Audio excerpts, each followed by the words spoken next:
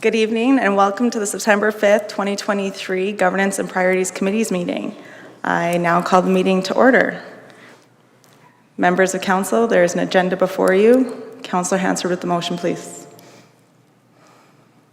Madam Deputy Mayor, I move that the September 5th, 2023 Governance and Priorities Committee meeting agenda be adopted as presented. Administration, is there anything to add to the agenda? Not at this time, Madam Deputy Mayor. All right, I'll call in question. All in favor? And that is carried. Moving on to public input session. This is a time we allow members of the public to speak to council about anything that is not on the current agenda. Administration, has anybody registered to speak? Through you, Deputy Mayor, yes, Mr. David Stainthorpe has registered to speak at the public input session this evening.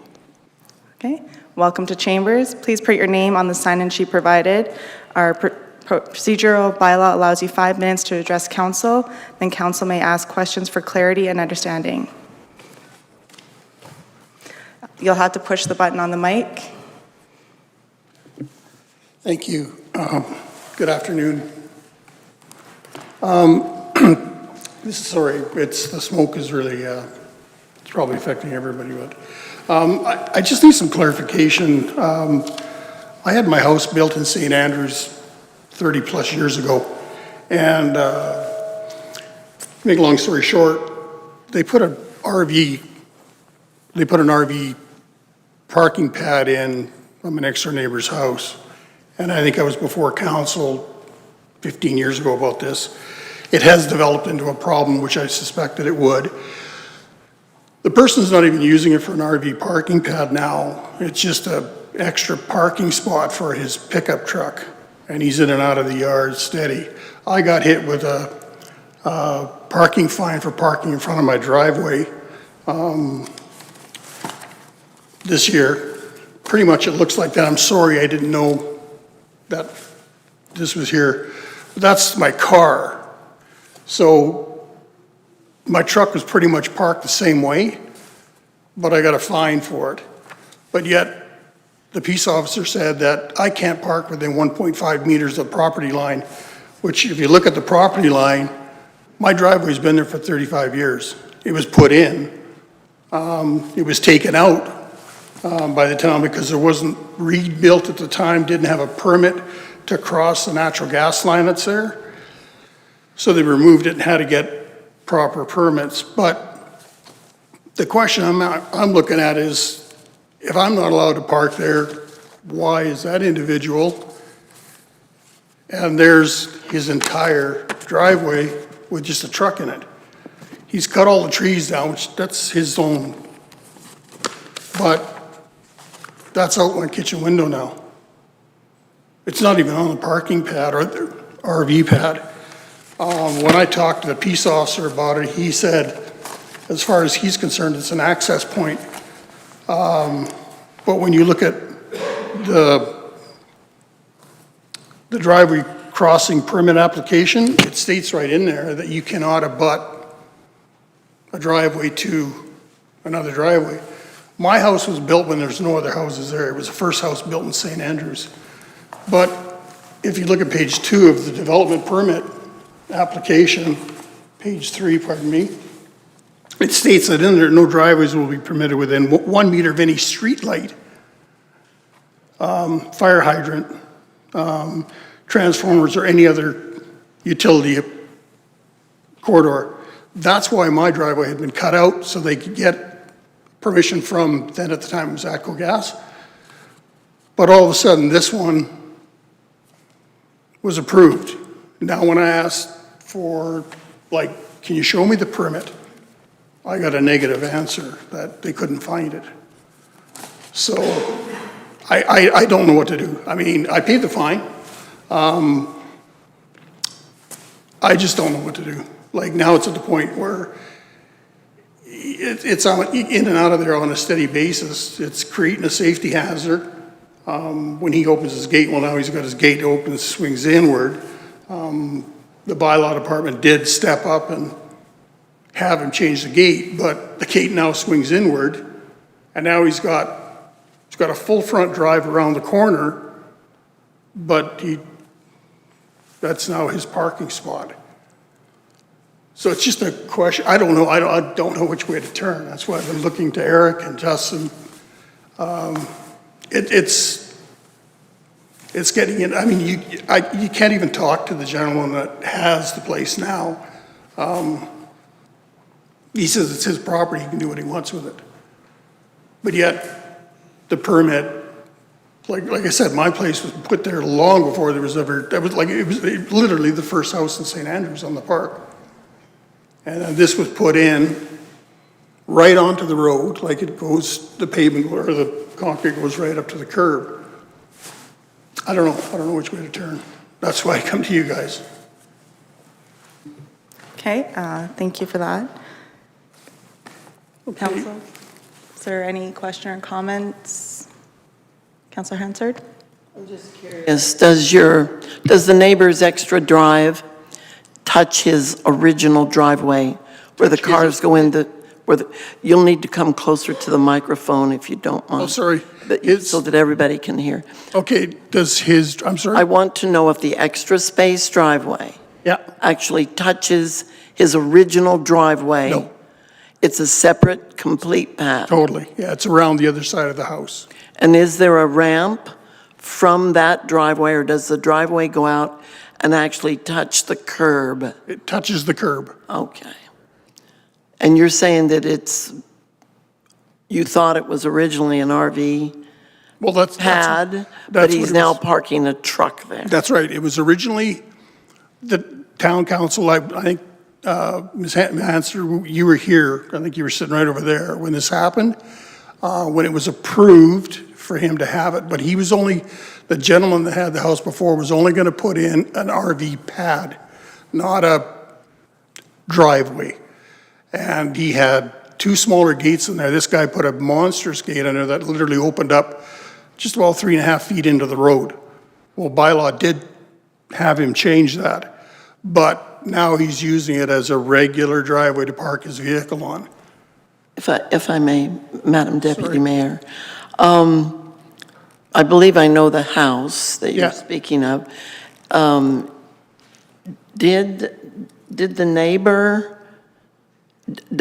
were you the original person there? It sounds like you were. And was he the same neighbor who built that pad for the RV? I'm the original owner of that house for 34 years, whatever. No, he is the owner after the older gentleman that put the RV parking pad in. And that's what I kind of figured was going to happen if unfortunately, something ever happened to the gentleman. If somebody else moved in with a big truck or whatever, what were they going to do with that pad? And as it is, that's what it is now. It's another parking spot for his.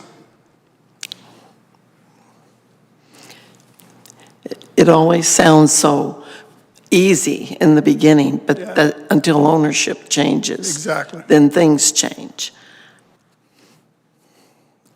Councilor Palechico?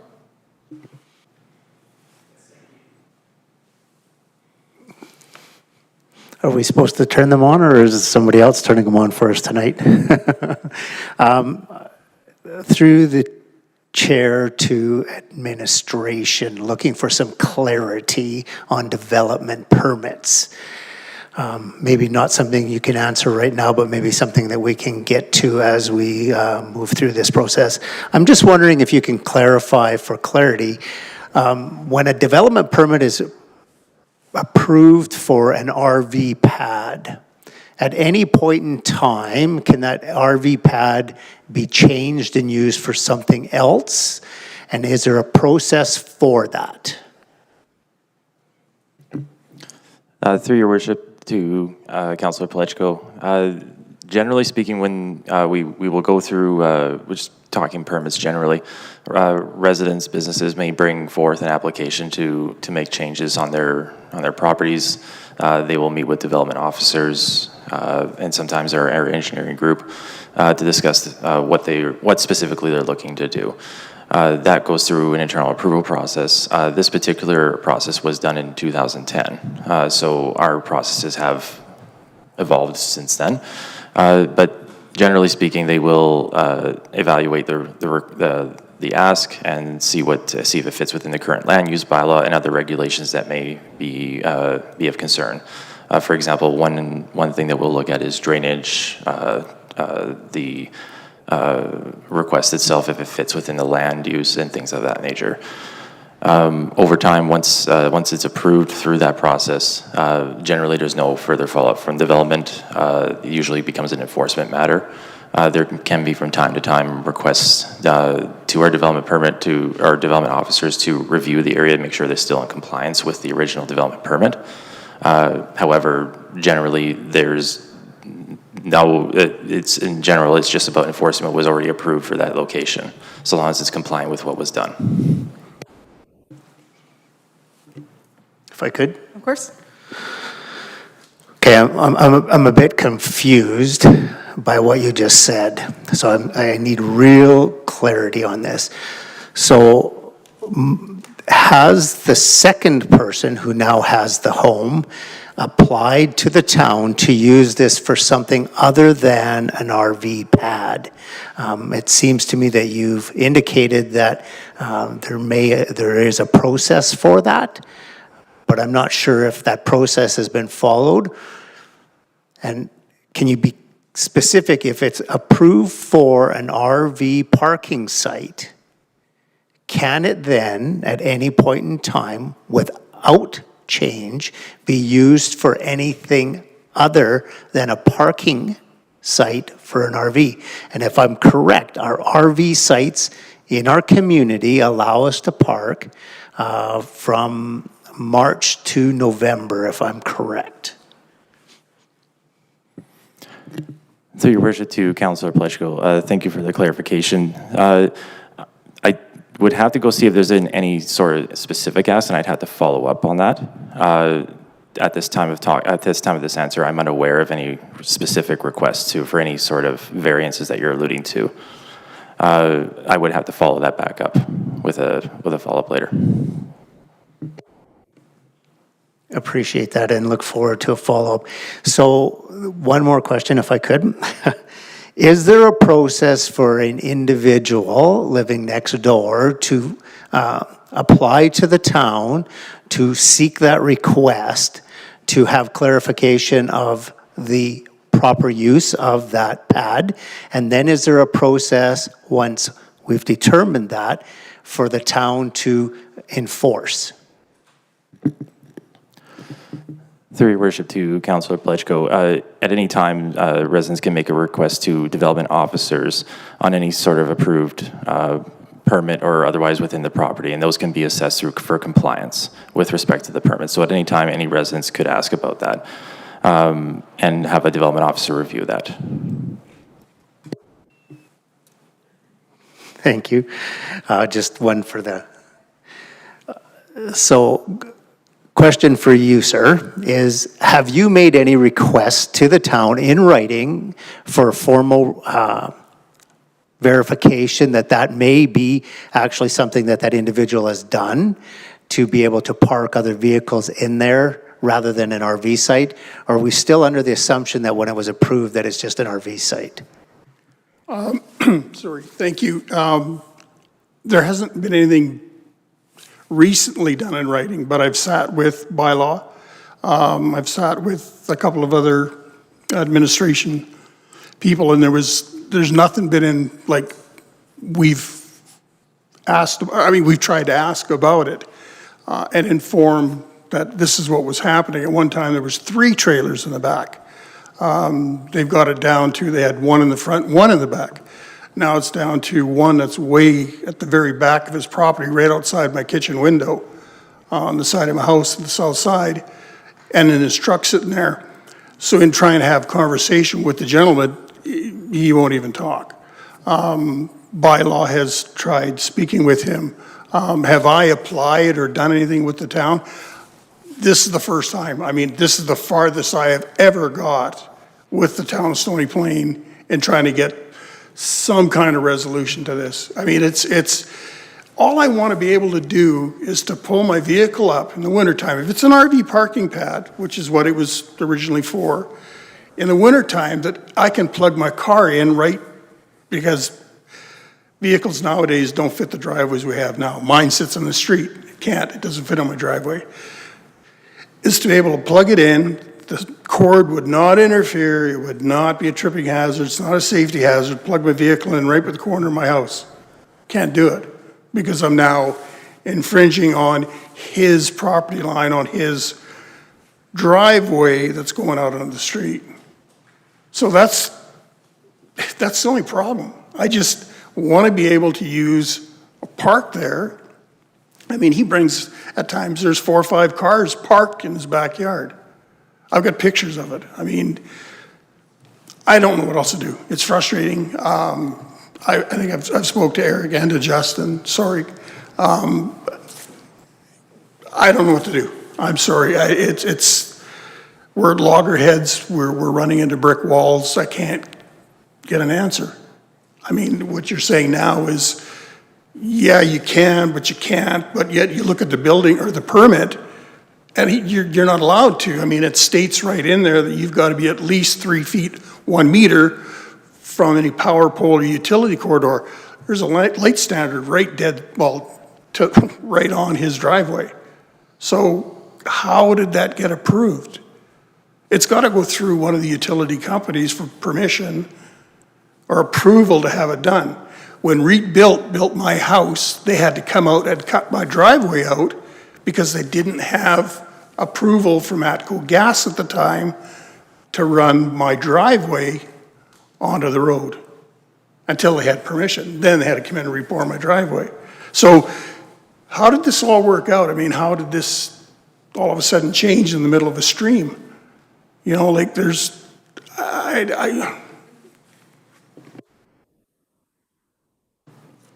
Any other questions, comments? Okay, administration, for clarity purposes, is the permit that we apply for a parking pad or RV pad, or are they encompassed as the same thing?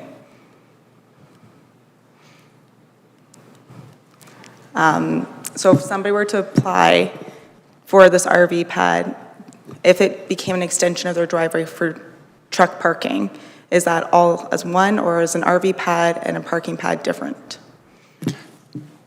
Through Madam Chair, the permit process, I'd have to check on the nuances. Just to add as a comment here, I don't believe there's anyone here at the town that would have been involved in this particular permit process. I mean, I could certainly look into records and find more specifics. Generally speaking, if there's, the town does receive requests for extensions or modifications, as you were, to residential driveways. And those will typically follow a pre-application and lead to a development permit. They're generally considered within the same permit process. There's no, to my knowledge of speaking right now, they're not exactly separate, though depending on what's asked, they may take less time or more time depending on what's in the review. With respect to the land use bylaw, drainage concerns, proximity to utilities, things of that nature. As I alluded to earlier, the level of detail that we look into with these permits now is likely different than what it was many years ago. That said, it was ultimately approved and gone through the process at the time. Okay, and then a question for yourself. Is parking in general a concern on your street? Like, I know on the other side it's completely open. Or are you just concerned for winter parking and plugging in? it's just winter parking. I mean, the whole thing, it stems to the point, like, is it a driveway? In the bylaws, it states, I've gone through the bylaws 1,000 times, backwards and forwards, and it states right in there, you're allowed 1 driveway, 1 parking pad. If it's a double-car garage, yeah, you get a 2-car pad. That's it. It states right in your bylaw in 3.1.0 that it is your 1 driveway. Now, you can apply, which he did. He applied for an RV parking pad, and it was approved. Yeah. That's the last I've heard about it. So, in answer to your question, no, I just want to be able to plug in. I want to be able to park there without having my bumper sticking back over the property line, so-called property line, 7 inches or 8 inches over my property, and getting a $100 ticket. I mean, it's, yet you go around the corner and there's fifth wheel RVs out there with their slides out there, been sitting out there for a month. There's a big monstrous, I call it the SS Minnow, that's been sitting on the street. No vehicles attached to any of them, but they keep picking at this little property line thing. So it's really petty if, I'm sorry. Okay. Administration, is there anything you can add for any clarification or? Thank you, Madam Deputy Mayor. I believe at this point, certainly some information has come to light that we need to look into. Questions about what types of vehicles. I think, as often as the case mentioned earlier, permits are approved. They do hold, through different owners. They go with the property, not necessarily the owner. Not having it specifically in front of me, we may have to go back to the specific approvals. And I think it was mentioned, we are asked from time to time to ensure that those specifics are still being held up or being followed. So I believe, Madam Deputy Mayor, what I would suggest to council is allow a couple weeks for administration to dig a little bit deeper into this one. We can contact the individual here this evening and update council on any changes or the what we find. Okay. Is you okay with that? All right. Can I please ask that you follow up then, CAO? Yes. Thank you. Thank you so much for your time. Administration, is anybody else registered to speak? Through you, Deputy Mayor, no, there has not been. Okay. Is there anyone in council chambers that would like to speak to council about anything that is not on the current agenda? Seeing as there is no one else, we will proceed. This evening, we have 4 presentations on our agenda, and we will begin with the Shikowie Student Delegation. Administration?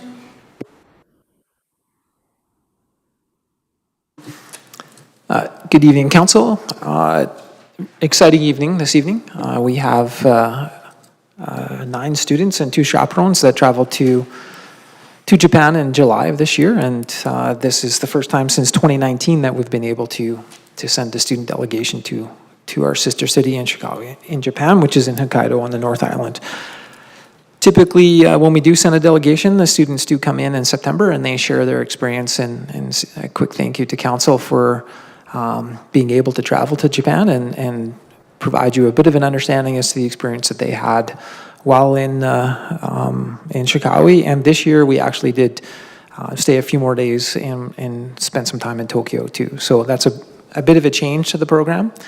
We are trying to evolve into Japanese culture is also in Shikowie, but also there's other features in Japan that perhaps we can start exploring, like Kyoto and Hiroshima and some of the other historical places in Japan. So we did start with Tokyo this year, and perhaps over the years it'll evolve into different locations that are also important for us to understand and get a better understanding about the Japanese culture as we continue improving our program.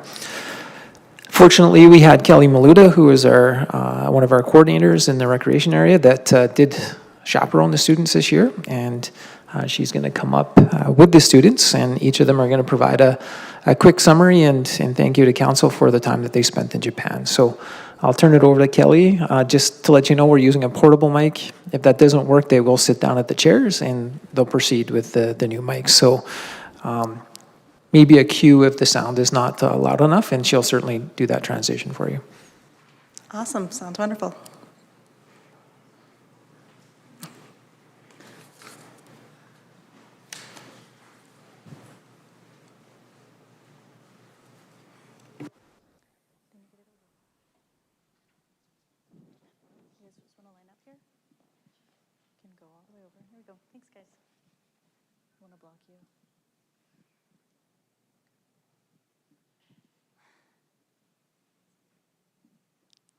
Can we hear me okay? Okay. we're all good. Good evening, Madam Deputy Mayor, members of council, administration.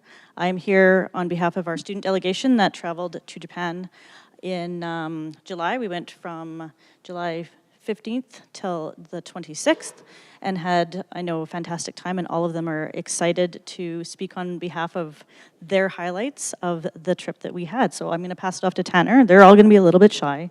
They're a little bit scared of talking, but that's okay. Hello, my name is Tanner Nadeau. I would like to thank the town of Stony Plain for giving me this opportunity to travel and open my knowledge.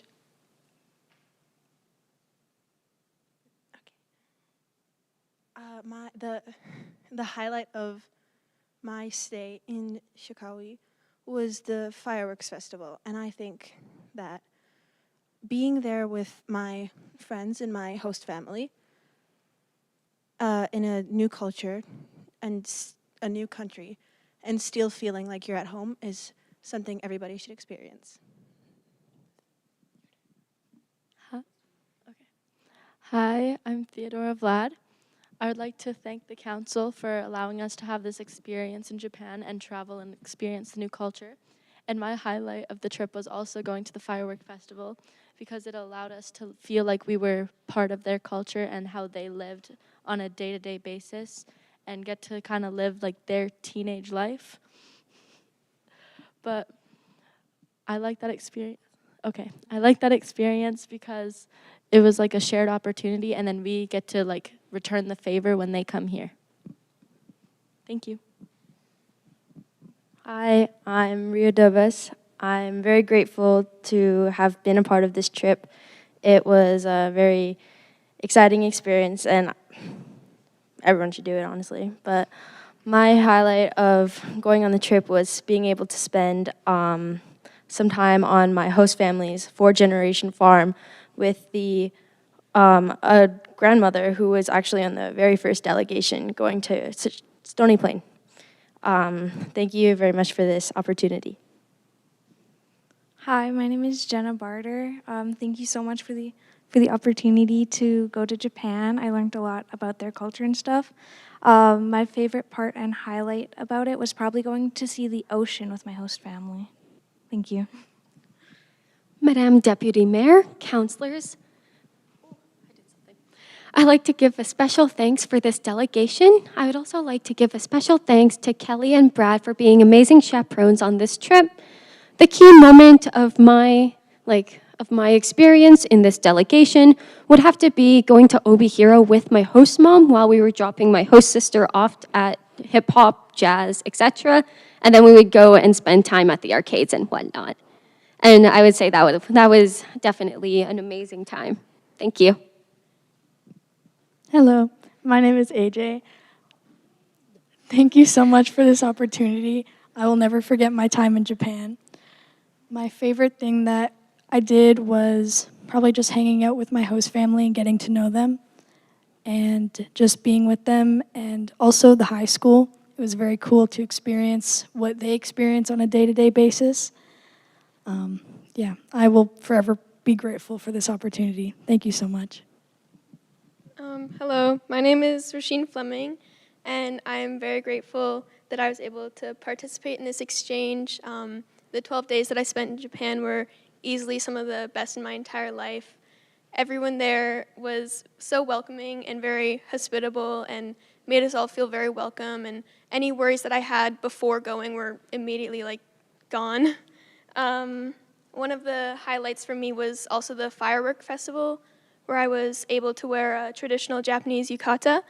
And at first I was a bit nervous, but I received many compliments and people that I didn't even know would come up and talk to me, and it was just a very amazing experience. And also going to the high school and connecting with students that I've hosted in the past, as well as new students that I will host in the coming weeks. And I'm just very grateful that I was able to participate in this exchange. And even though it was such a short time, I feel like it really changed me a lot and allowed me to grow a lot as a person. So thank you very much. Hello, Town Council. My name is Haley Loy, and I'm here today to say a huge thank you for the amazing chance our town gave us for the Stony Plain Shikowie exchange. It had changed my life, and I had met some friends that I never thought I would have met.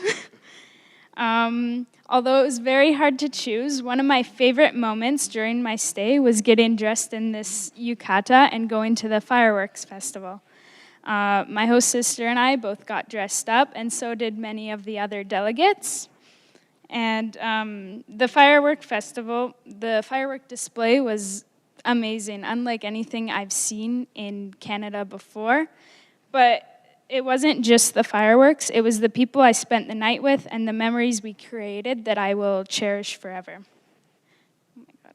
I speak not only for myself, but also on behalf of the other delegates when I express our eagerness to reunite with the Japanese students and I aspire to visit Japan again in the future. Thank you. Hello, my name is Max.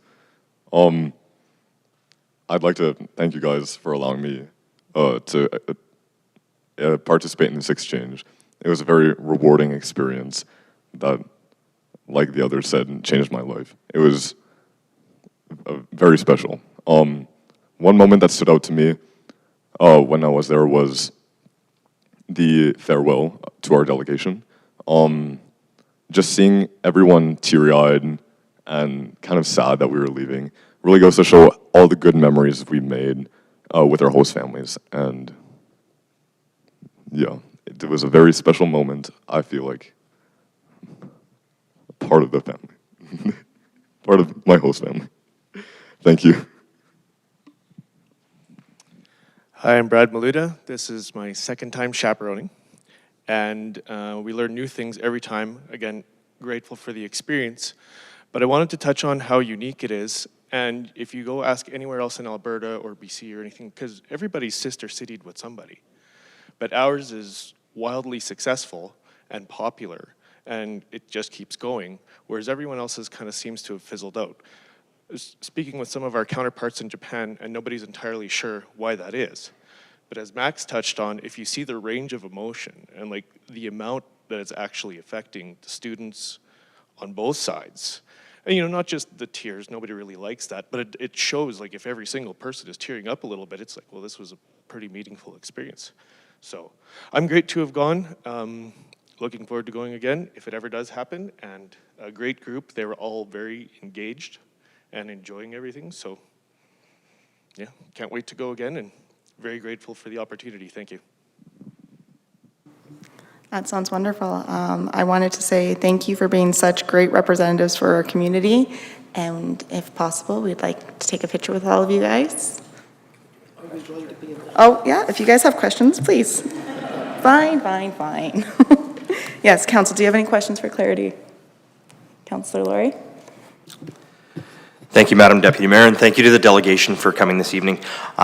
Actually, Mr. Maluda, I'll echo what you said. I sat for a while as the Vice President of the Alberta-Japan Twin Municipalities Association, and Stony Plain was always a bit of a beacon, and everybody wanted to emulate Stony Plain. And so it's a fantastic thing when that's the type of program that you have, when people want to emulate that and are asking you how you can. So very fortunate to see our delegation continue, because as you mentioned, many have started to fizzle out, and COVID was a huge impactor on that, even the ones that were still kind of hanging on.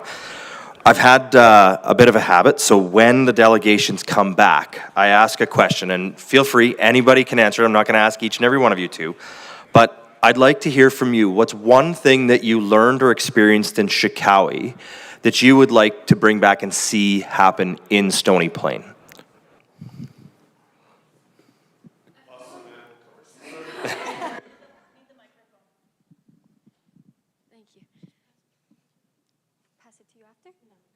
Okay.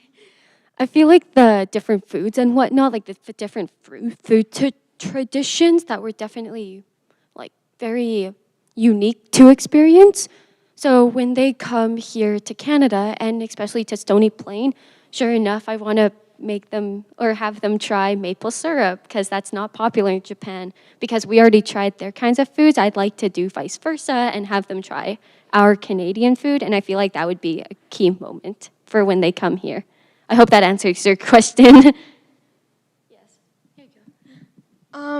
One thing that I noticed was, like, everyone in Chicowie knew what Stony Plain was, and everyone knew, like, oh, those are the kids from Stony Plain. Like, everyone wanted to talk to us. Everyone was so welcoming, and, like, at the high school, everyone was so, like, respectful, and we just were treated, like, so well there when we were there, and I think that when the Chicowie students come here, not as many people know who they are. Like, I've hosted before, and we'll, like, go into stores in Stony Plain, and they have, like, no idea that Chicowie even exists. So I think a lot more incorporation of Chicowie into our town, like murals or just making it more well-known, flags.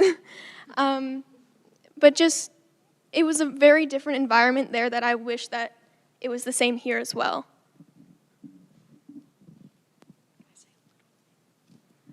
Also, just the respect. There's so much respect in Chicowie and all of Japan that would be so great if we had here. And like, everybody's so kind, and I would love for it to be like that here.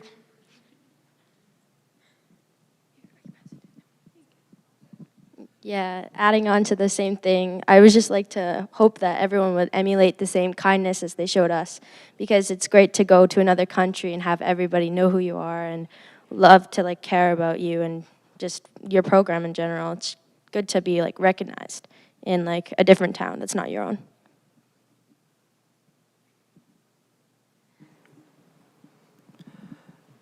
Excellent. Well, thank you so much. I really appreciate that. Brad, did you have an answer as well? I think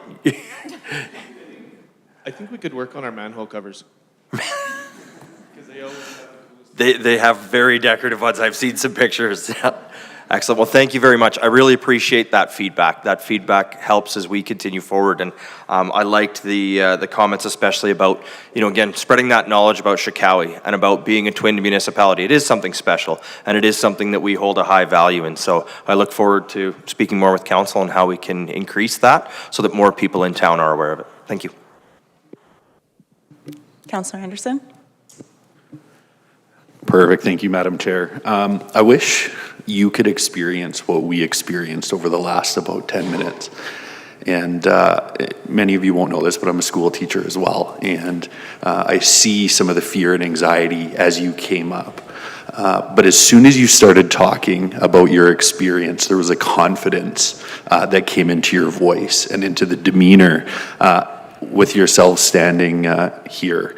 And so there certainly is, a little bit of anxious feelings when you're coming into council chambers. Some of you may never have had this experience before, but being here and sharing your experience is pretty special for us. And to see the confidence that you have and the joy on your faces as you talk about the experiences that you've had.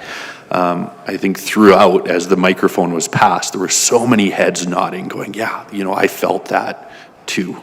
And, that's pretty cool for us to see. One of the comments was made about respect and how you appreciated the level of respect and kindness that was offered to yourselves during your trip and your delegation. And wishing that was maybe more of a reality here, and maybe to be a little bit cliche, it absolutely can, and it can start with you. And you can bring that back and share your experiences and your experiences with diversity, because diversity really is beautiful. And there, even within the team that's here, we see diversity in your personalities and diversity in your experiences, and just that level of understanding within your team, but then also with your experience on an international level, leads to increased respect and understanding of each other. And I think that's a pretty cool thing. And so thank you for sharing that with us. As Councillor Laurie did, I'm going to ask a question as well. And again, it doesn't have to be each of you to answer, but we often have families and students who consider the program, but maybe ultimately don't quite make the decision to go. And so just maybe some advice that you might have for somebody that's on the fence considering whether to participate in a delegation to Chicowie or not, or somebody who's considering hosting a family or students, what advice or what thoughts would you offer to try to nudge them maybe towards making that choice to participate? In the delegation, in hosting, in the Shikawi Exchange Program overall. I think you can look at it from either of those. Yeah. I would say if you're not willing to try something new, like if you don't have that sense of adventurous within you, or not willing to like go out into the extreme, then I would say this delegation is definitely not for you. My advice to someone is be the best you can be. Be respectful towards other students in the delegation and towards your host parents, and try new things, because if you take that step forward and you try new things while you're in Japan, or even looking forward to trying new things, it's definitely an experience, that's for sure. Yeah. In terms of like participating in the delegation, if you're able to afford it, then I don't think there's any reason that you shouldn't. Like, the only bad part I can think of is the plane ride, because it was really long. But like every single day I was enjoying it. There was not a moment where I was like, I really wish I was home right now, because I didn't. But like, I didn't spend like any time on my phone. I was very involved with my family. Like, it was just so comfortable. Like, there's no reason that you shouldn't want to go. And if you aren't able to, then hosting is just as much fun. I've hosted students since 2016, so every year it's just a really good experience, and just getting to know those students. And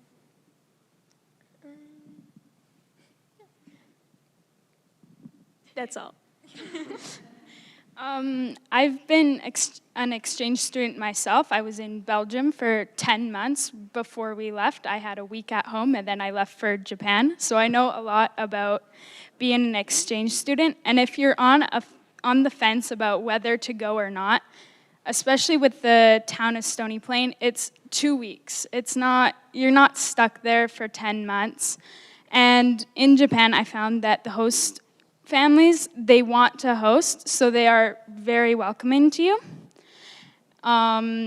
Even if you're thinking of doing a longer stay, I know there's stays with Memorial to go to Germany, or even Japan too. Oh yeah, a long stay in Shikawi. I recommend doing it. Traveling the world is an amazing experience. Perfect. Thank you for that. Each of you kind of started with a thank you to the town of Stony Plain and that sort of thing for the opportunity. But, I want to close for myself with this. I think we need to thank you. And the reason for that, you talk about how well-known Stony Plain is in Shikawi. And it's because of the example that you set, and the way that you carry yourselves, and the way that you embrace community and culture. And so as we kind of got updates here and saw some of the photos and those sorts of things that were shared by your chaperones, know that we were proud of you, and we are proud of you. And we're very grateful for the way that you represented yourselves, the way that you represented youth, and the way that you represented our municipality during your exchange. So thank you.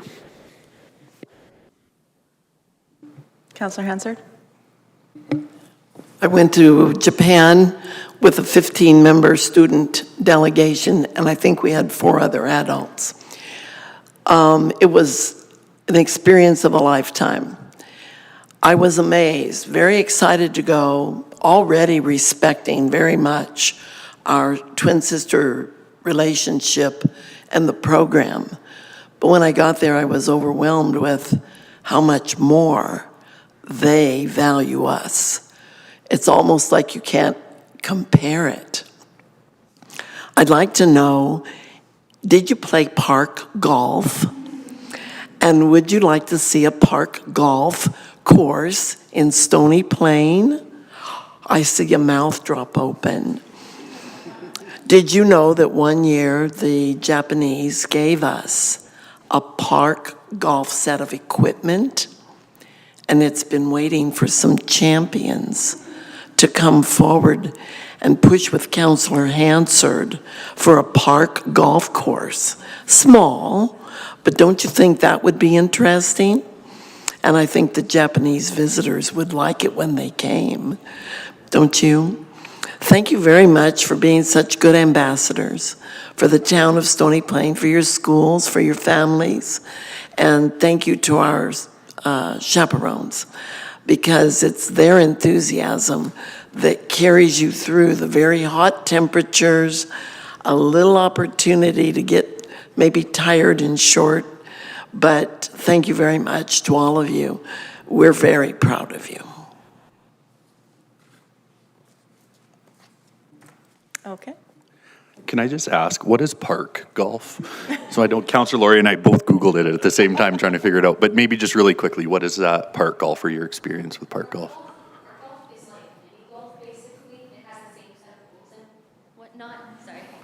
Park golf is like mini golf. It's basically the same rules and whatnot. In my eyes, it's just a different name for it and whatnot. The only thing that's a bit different is the platform you stand on when you're hitting. Oh, sorry.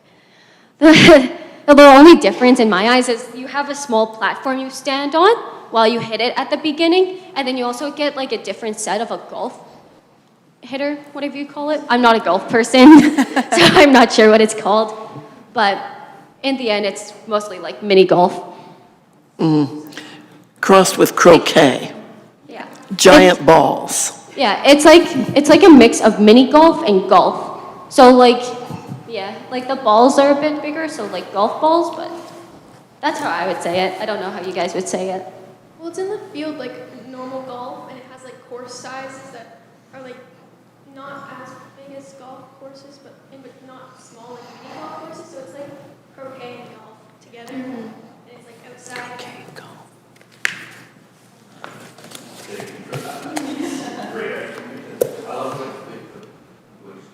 Hitters? I think we have a new name for golf clubs. We're going to call them golf hitters from now on. You're my type of golfer, just Yeah. saying.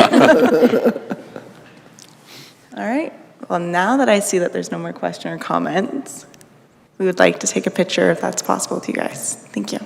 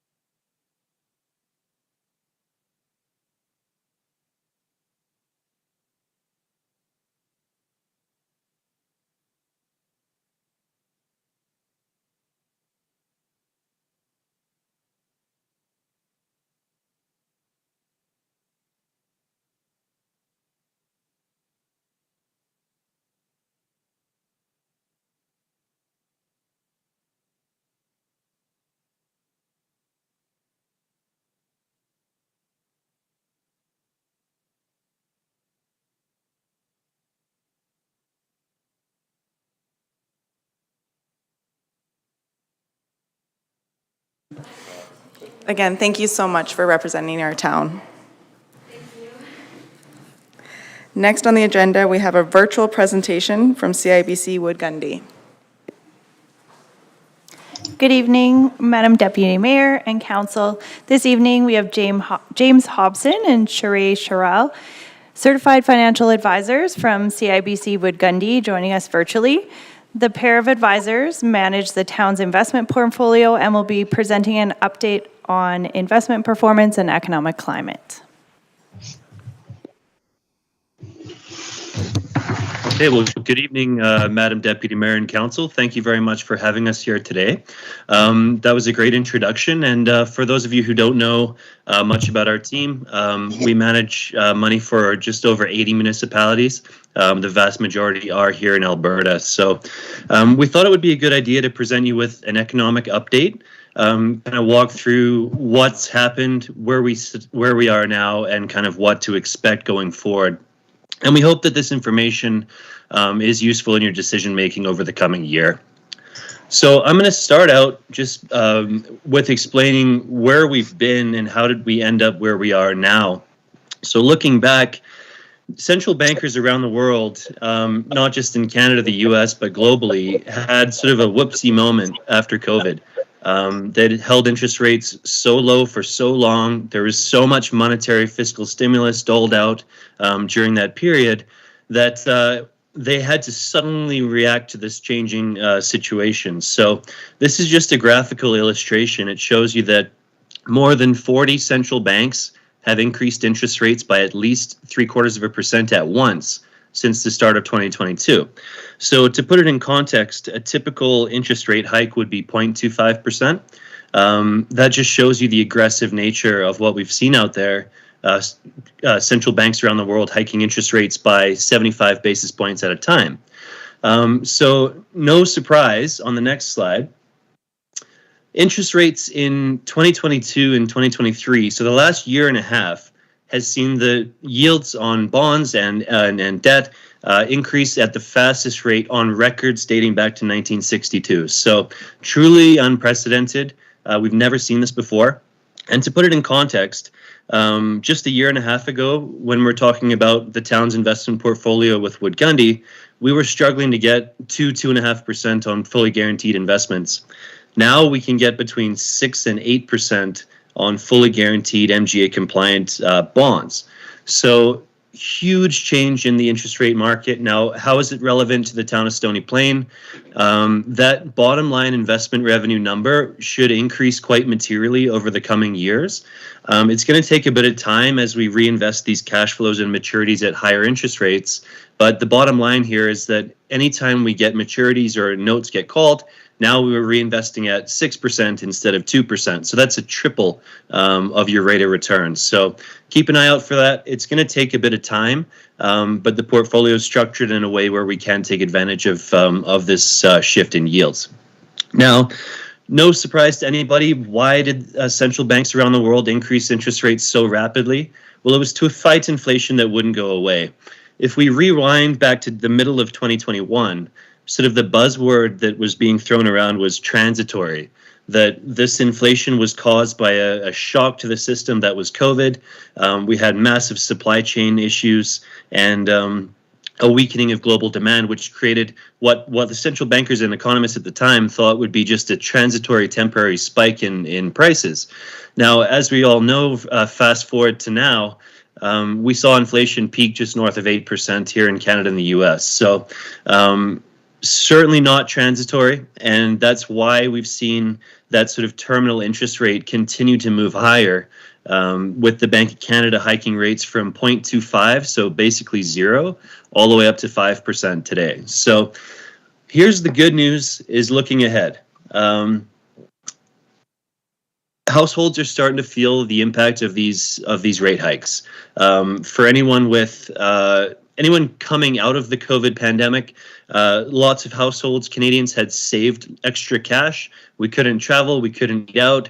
And there was a lot of stimulus checks that were sent out. So personal deposits in Canada on the left there skyrocketed through that COVID period. What we're starting to see now, though, is that those excess savings are starting to diminish. You can see that red line there, personal deposits are coming back down to that pre-pandemic trend. And then on the right there, credit balances are starting to snap back to pre-COVID trends. So all this is telling us is that households are having to spend more of their cash, and dip into credit lines for the first time since sort of that pandemic phase where everybody was sitting on more cash than they were probably accustomed to. So the problem with whenever central banks raise interest rates is that there's a delayed lag effect. It's not like if you hike rates tonight, economic activity is going to slow down tomorrow. There's a lag effect of sort of 6 months to a year, and here's why. The impact of these rate hikes is going to be felt for several years.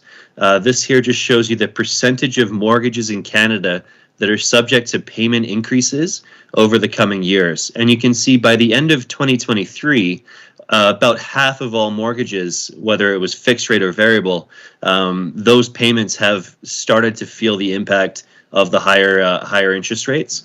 And then going into the end of next year, more than 60% of mortgages in Canada will have renewed under these much higher interest rates. So instead of getting your mortgage at, say, 2%, now all of a sudden you're having to lock in at 6%. So it is starting to have an effect on households, which again is why you're seeing that inflation number start to come back down to earth.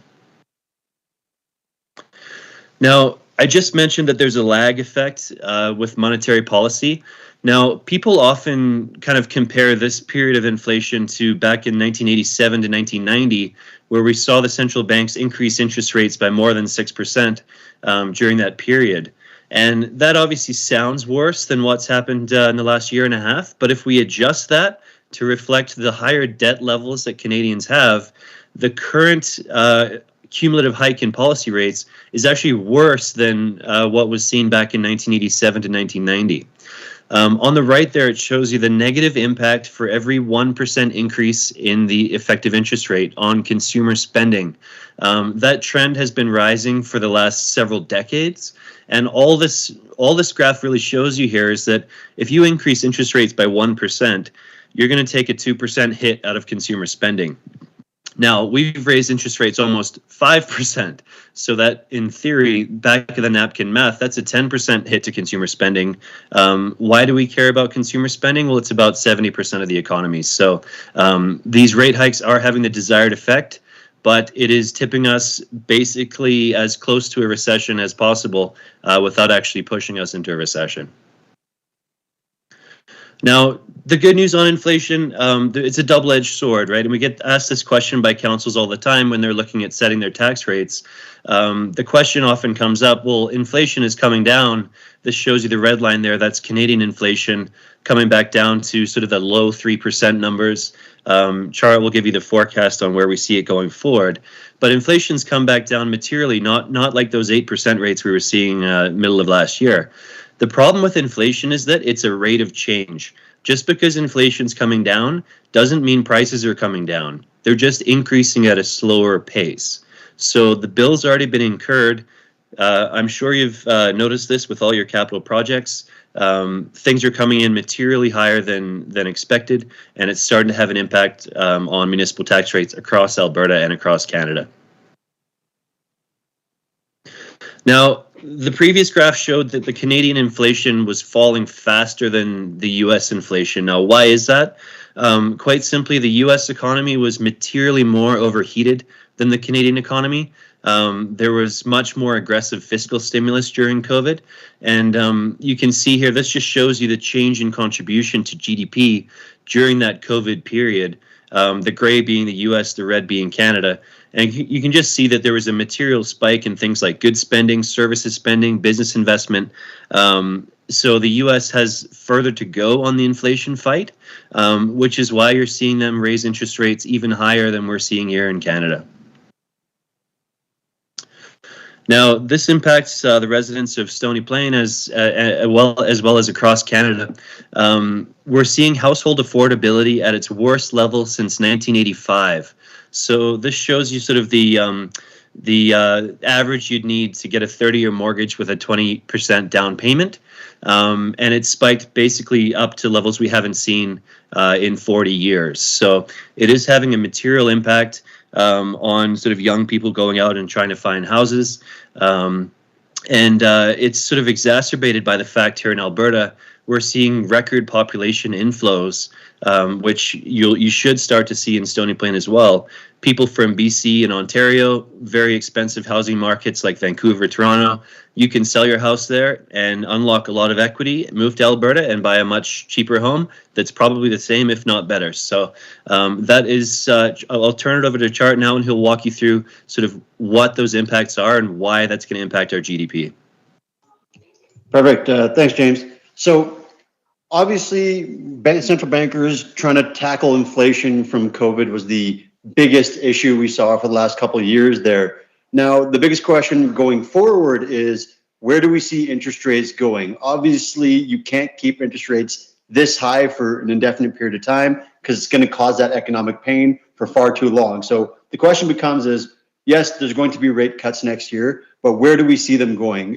What is the new normal? Well, the first easy answer is the basically free debt levels of 2020 are gone, long gone. That's not coming back. The second piece is this is generally going to be more of a reset, more of a normalized debt interest rate level that a lot of the counselors you guys be accustomed to over the lifetime, where younger generations have been more accustomed to lower interest rate levels for quite a significant amount of time. You're going to see that more normalized rate of, yes, rates are coming down, but not as much as people anticipate. And we'll talk about what that impact to the portfolio will be as well. The first key measure that we look at to look at where rates are going to go and how fast they're going to come down is GDP, that growth number, because as James alluded to, central bankers raise interest rates to kill inflation, but they don't want to do it for so long that they cause they're trying not to cause a recession. Whether they do or not, yet to be remain seen. And they don't want to cause economic pain for a very long, indefinite period of time. The chart that you're looking at, the dotted red line there, was the pre-COVID trend of where we saw Canadian GDP growth going.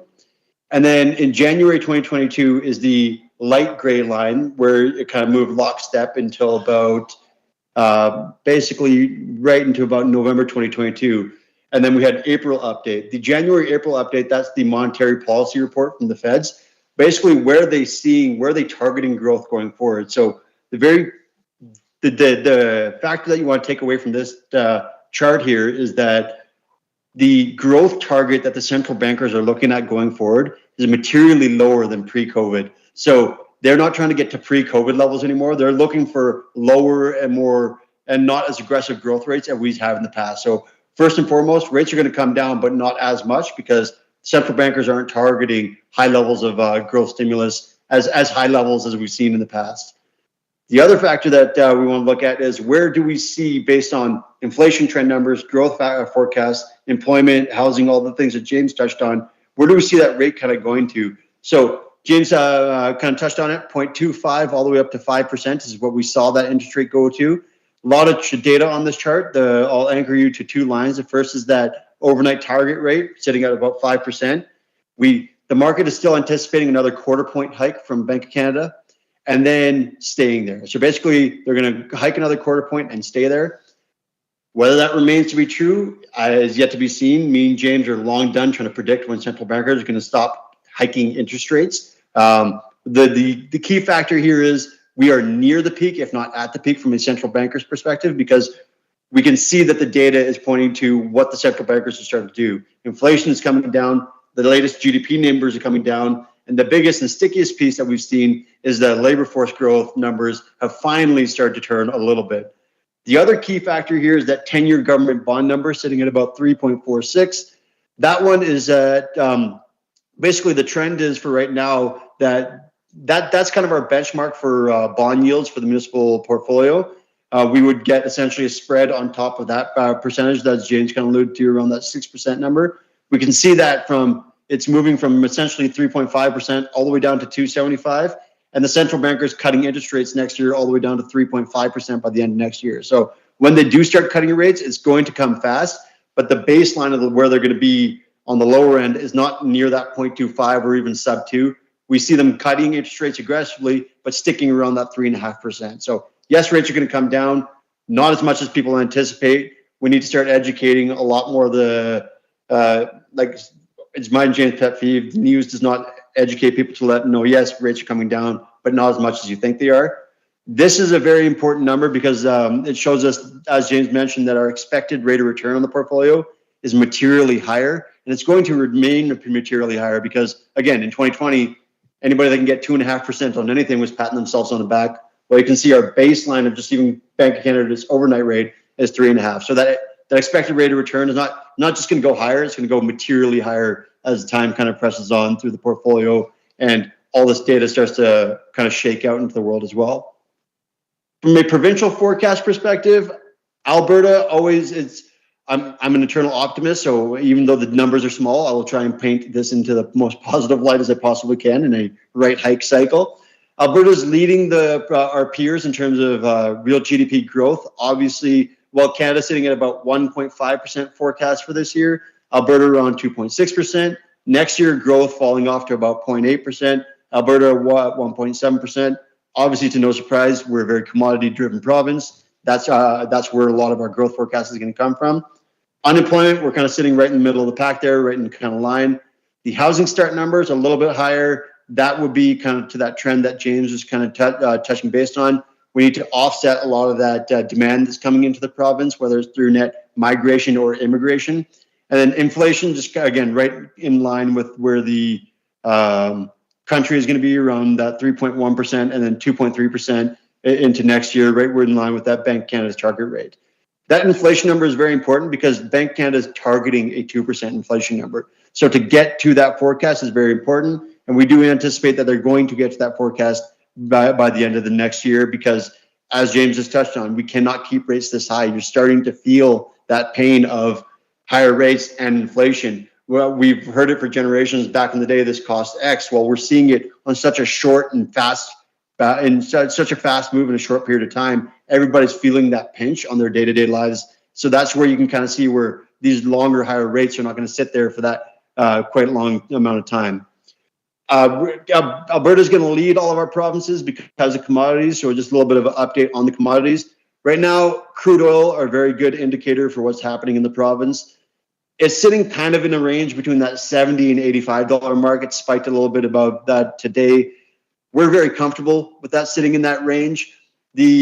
What's kind of capping it in that kind of $85 to $70 range on both sides is one, on the bottom, what's kind of giving it support is geopolitical crisis.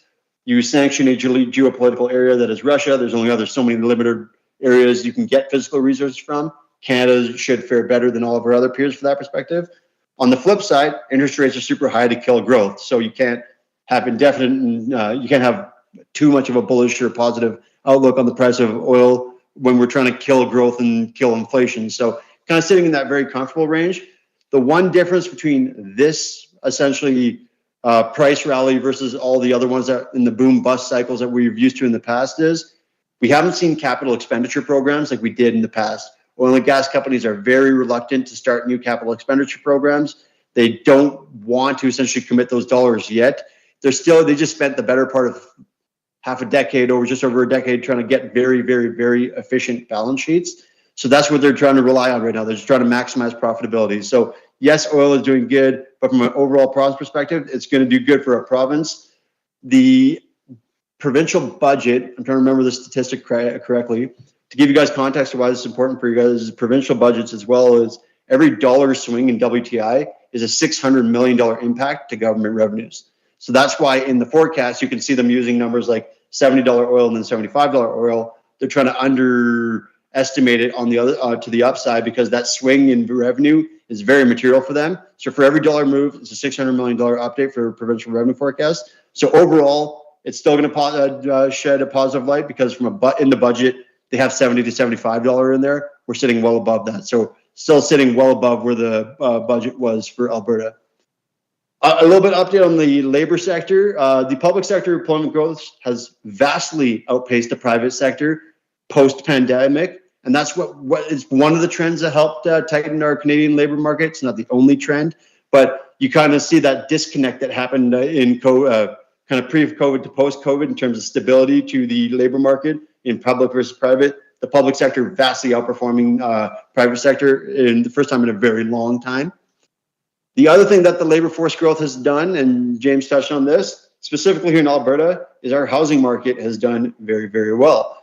Well, it's great if you already own a home. Housing affordability obviously getting very bad if you're trying to step into the housing market. Rental market's going crazy in Alberta as well. You're seeing this kind of trend. I think that we had 60,000 migration into Alberta over the last quarter, and that's coming BC, Ontario, immigration, all those kind of factored together. So you essentially have all these people that are going, hey, we can work remote forever. I can unlock the equity value of my condo, essentially in Toronto and Vancouver area, move to Alberta, get a better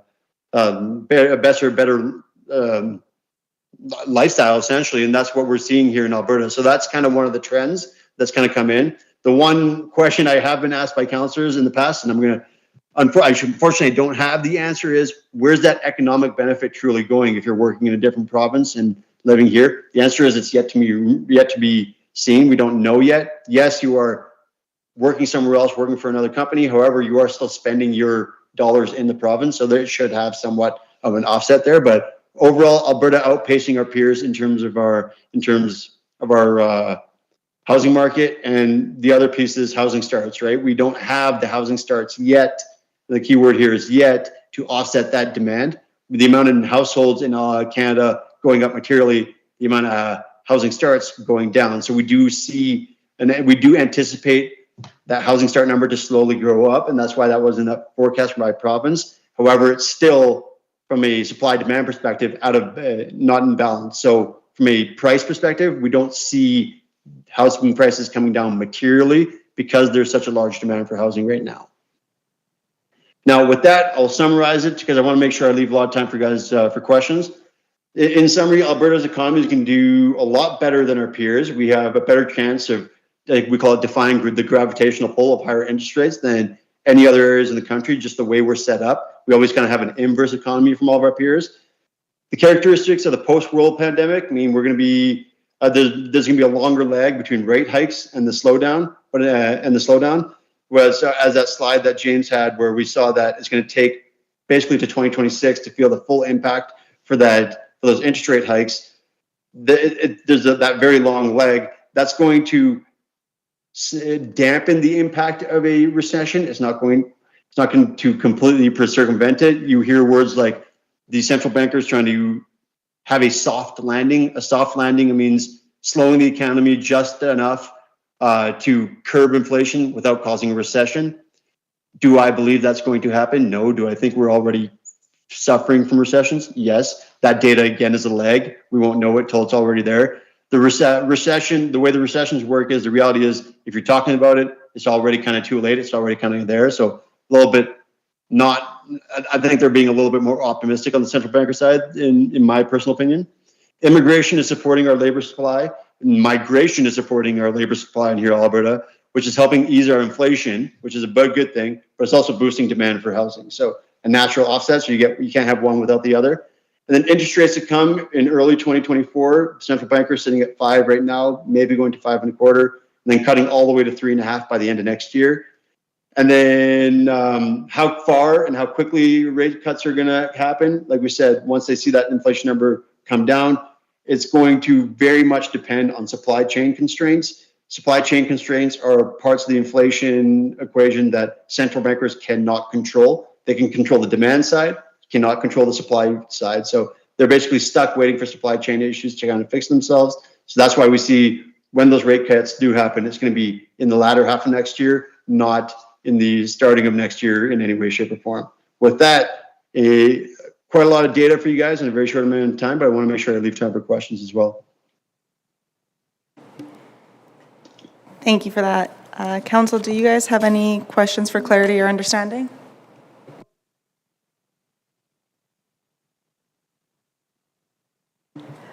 Seeing as there's no questions, I'll thank you for your presentation.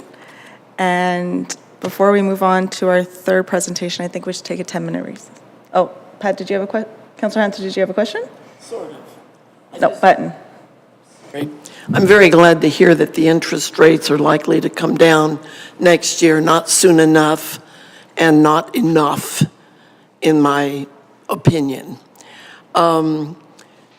We've had this higher price on everything pounded at us since COVID. And I'm wondering if you can give us any hope. I loved what you presented. I read it about 3 times and studied the different charts. And I want to cling to hope, as I'm sure many of our residents do, that when we go to the grocery store, prices won't stay up just because they all now know what we will pay. And when we go to a restaurant, it won't cost us $19 for a grilled cheese sandwich because now they know what we will pay. Is there anything, in your opinion, that will encourage those who have been on the in-between? They paid high prices to get the product. They're passing them on to us at even higher prices. Is there anything that will cause them to actually give us, on the consumer end, a fair shake? So let me try it. As I said, I'm an eternal optimist, or I like to hear the words like hope as well. So I'll try my best when it comes to inflation, but I'll start it with the not so optimistic side, where, as James kind of mentioned, unfortunately, inflation is a rate of change, right? Like when you set that bar, let's say 8%, you're moving at 2% off that 8% number. So it's always moving up, no different than we can't buy gas for 60 cents that we remember way back growing up, right? So yes, where the hope comes is there are pockets. Inflation is just a broad number on a basket of indices.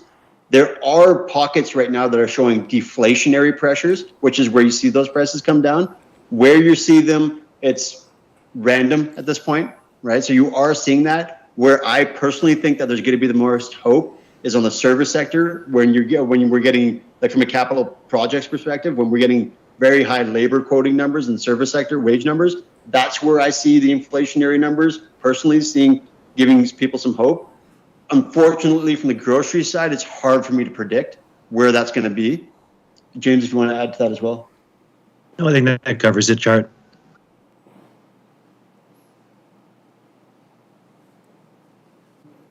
Are you good with that?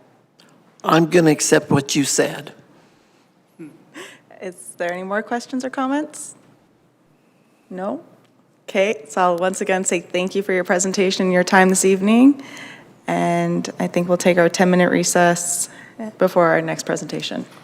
Thank you. Thank you very much. Thank you all very much.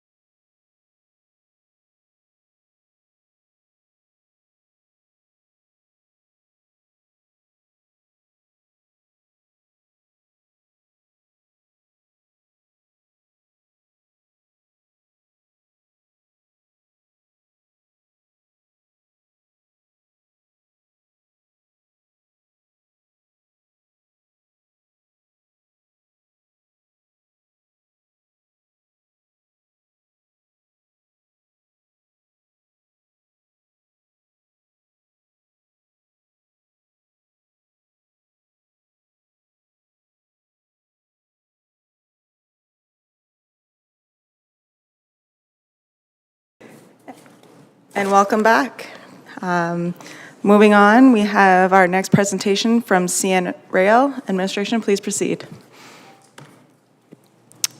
Thank you, Deputy Mayor. We are delighted to have with us this evening Julianne Threlfall, who is with CN Rail, here to provide an update and presentation on a very important transportation corridor which runs through the community of Stony Plain, and a number of the kind of updates and programs and services that CN Rail has in store for all the communities that are dotted along their transportation route.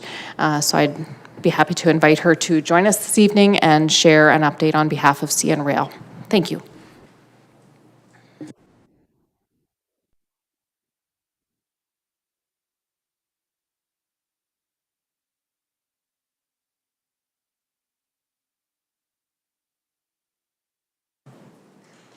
Good evening, Madam Deputy Mayor, Council, thank you for the time today.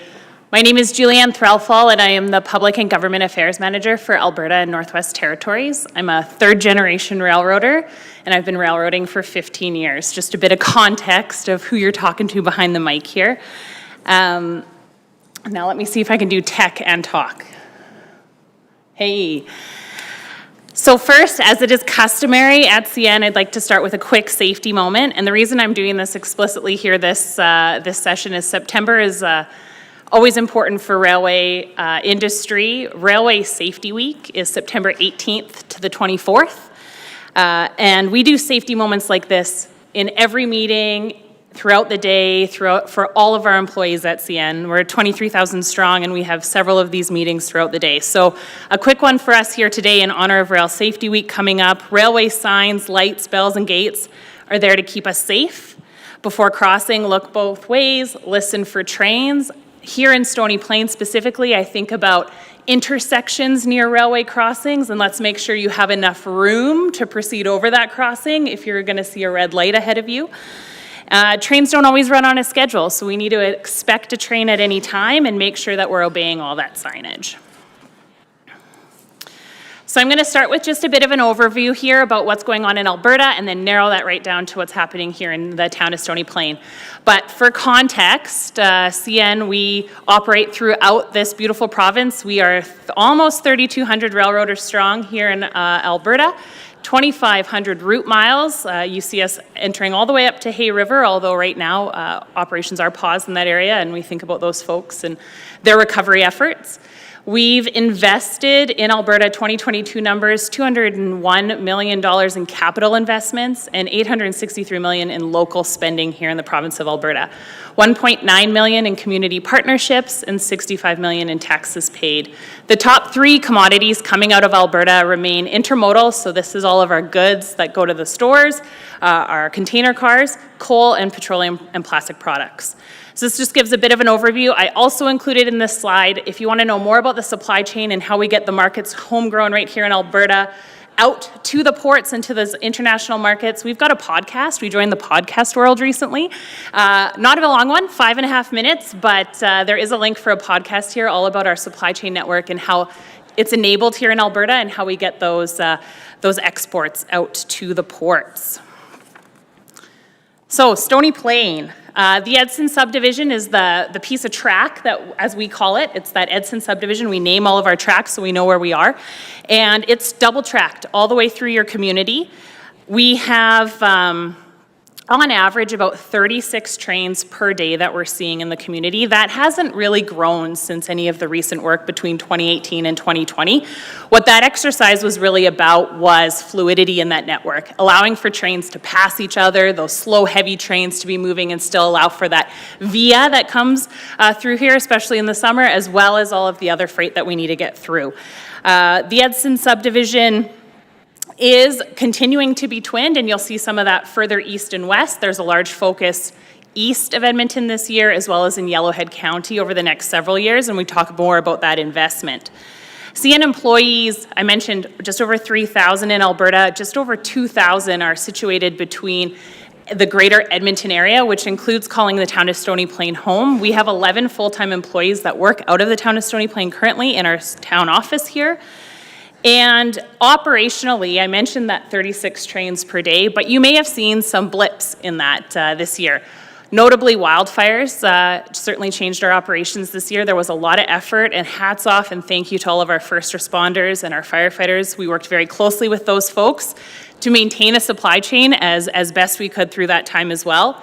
Shortly after the fires, we then experienced a lot of flooding. There was a portion of time in Alberta here in that June period where we had 62 washouts in about a week. And that all comes again from just that heavy rainfall we saw right after all of those fires. We're still continuing to work with and support the fire efforts in the north, all the way to Northwest Territories as well. And then after both fires and floods, we then saw a port strike for 13 days at the beginning of July. So you can appreciate there's been a lot of recovery.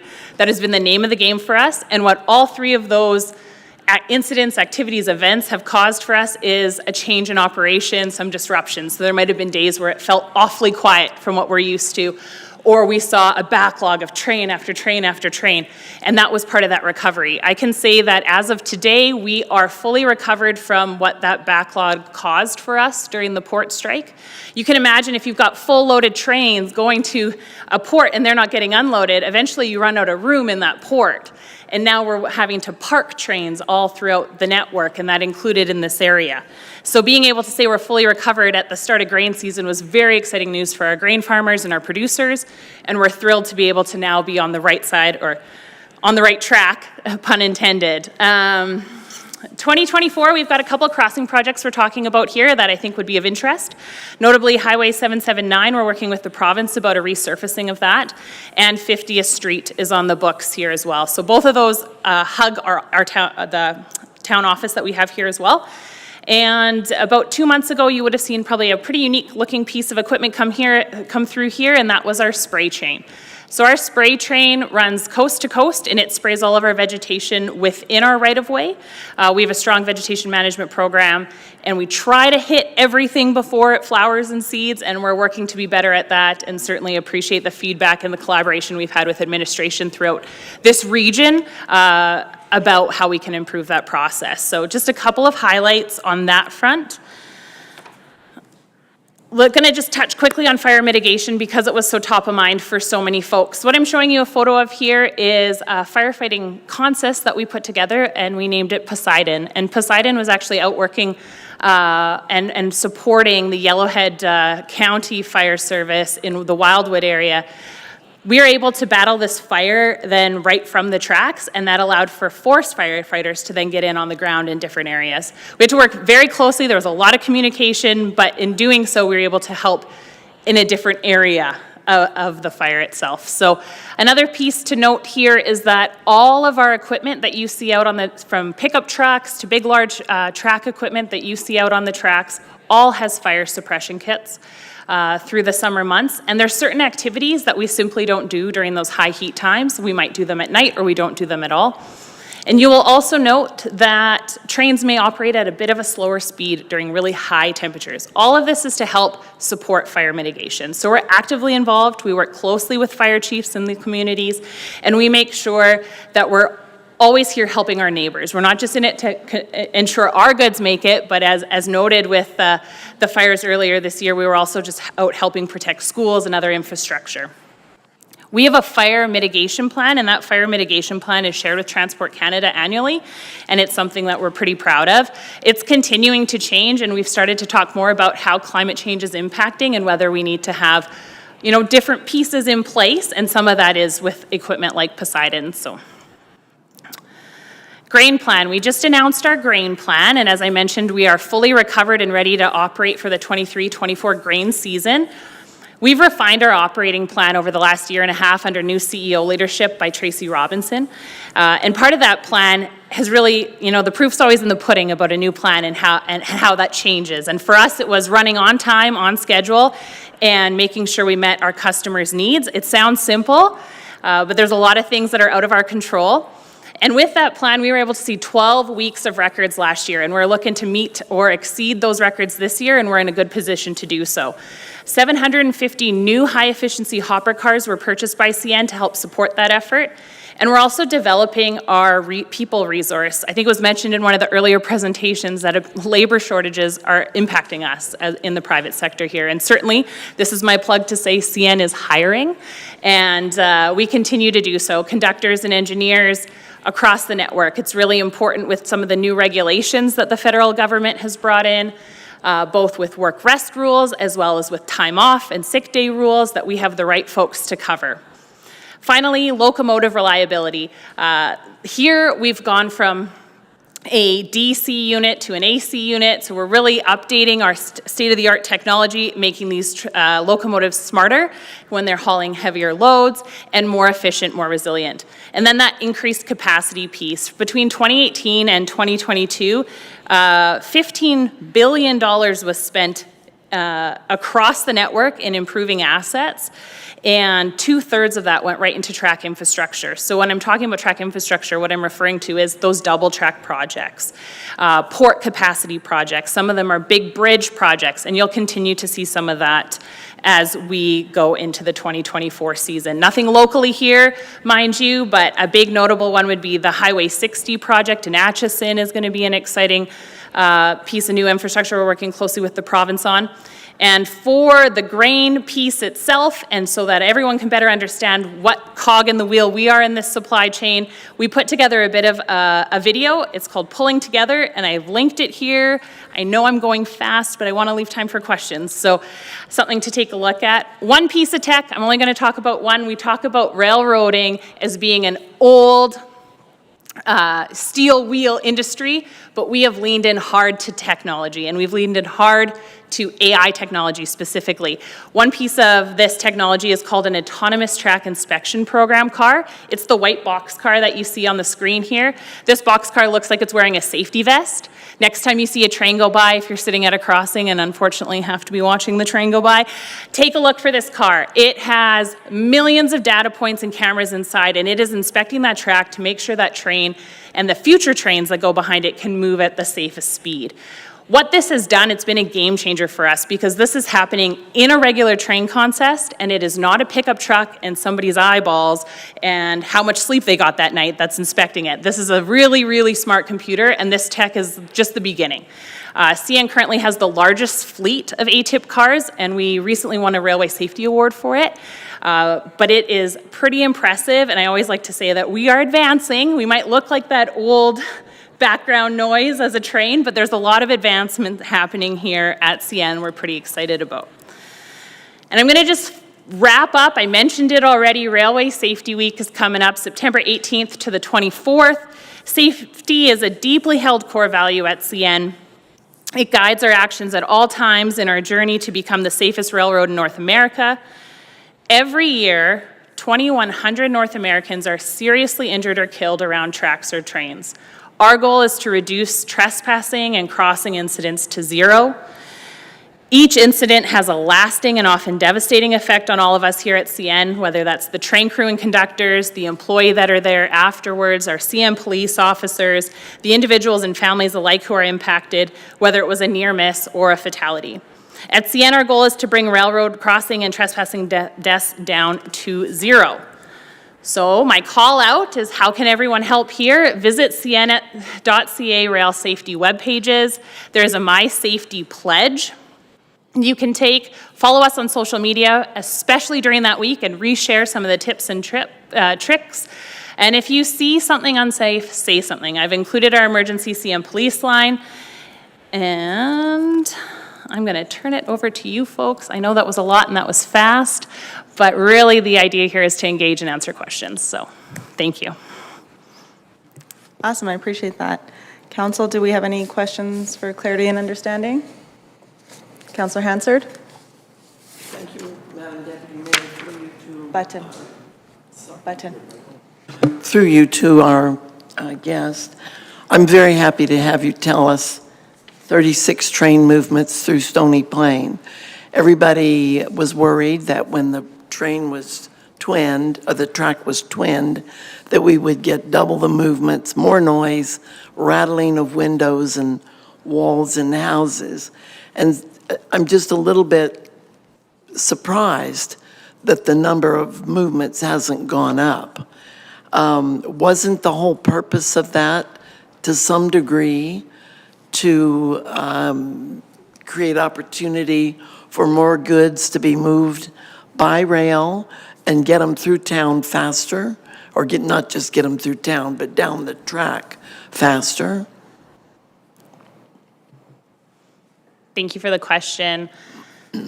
The goal of the twinning of the tracks through the town of Stony Plain, and specifically any twinning of tracks that is occurring on the Edson sub, is to allow for that fluidity and efficiency. So trains are moving a lot more efficient. There's a lot less stopping of trains or slower movement because they have to pass or move into a siding, which would be slower tracks. So both of the tracks that run through town are mainline tracks, which means they're at the highest speed they could be to operate safely. And over time, we may see additional trains added to that network, but that is so much based on the economy. It's been talked about that we may, and railroads certainly are using the term, slight recession. We see numbers and volumes down, specifically on intermodal. It's also about opportunities further down the line. So it might not be locally right here, but there may be these opportunities east or west of Edmonton that are then getting goods to market. But it's all helping with that fluidity and making it efficient. So similarly to a highway being twinned, you might not see all of that traffic in the first year, but the idea was never to double the volume. The idea was for that fluidity, and frankly, moving goods by rail is good for the environment. It's lower GHG emissions. We're eventually going to see more of that road traffic move to rail. Hopefully, that's the desired outcome.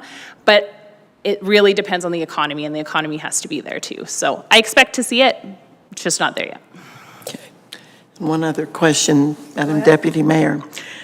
Well, I'm a crazy person who likes graffiti if it is done well and does not involve foul language. And I'm always amazed when I watch the trains go by that there's some pretty good artists out there painting your rail cars. And I don't see foul language unless I can't read it because of the fancy artwork. I believe that some of it actually carries a message of people connecting across the country, because it's my understanding that different artists are recognized and there's a sort of a tracking of the decorative work they do. They know that it goes to Nova Scotia or, wherever. Their artwork is getting a lot of visibility. So I hope I don't get bottles thrown at my front windows for saying that. But we have an artist, James McKay, here in Stony Plain, who has done some of our murals. And I can remember the first mural that he did.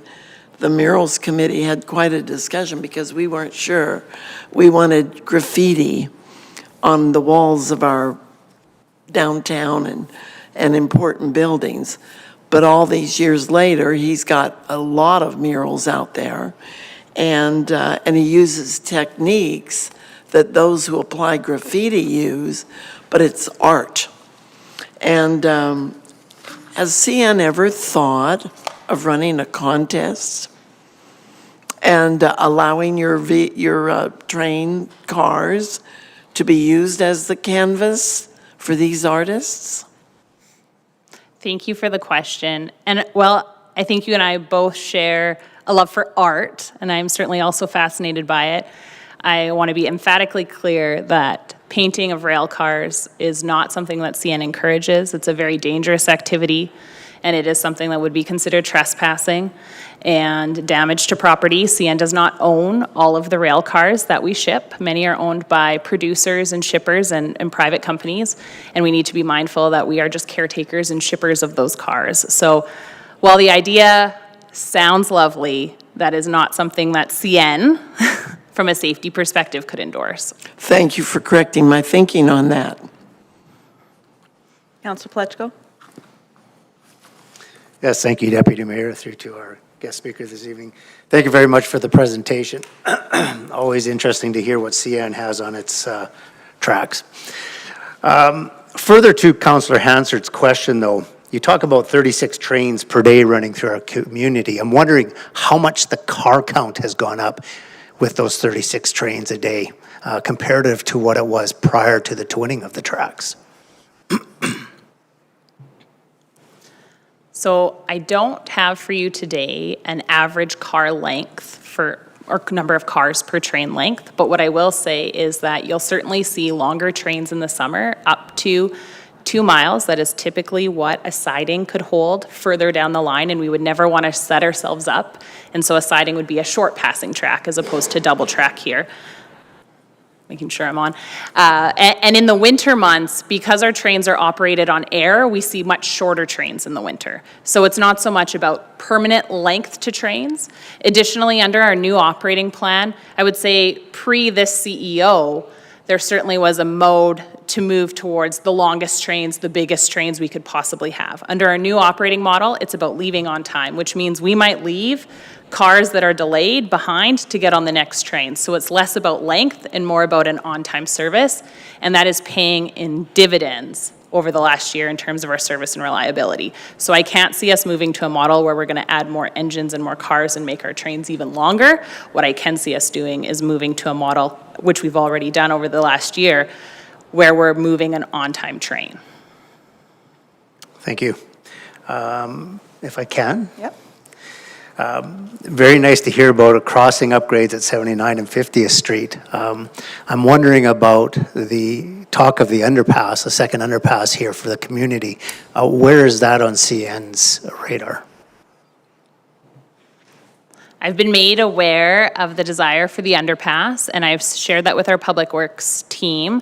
I know that there would have to be early conversations between administration for items such as underpasses. The design for those and the request for those starts with the community that's desiring it or that would have the need for it.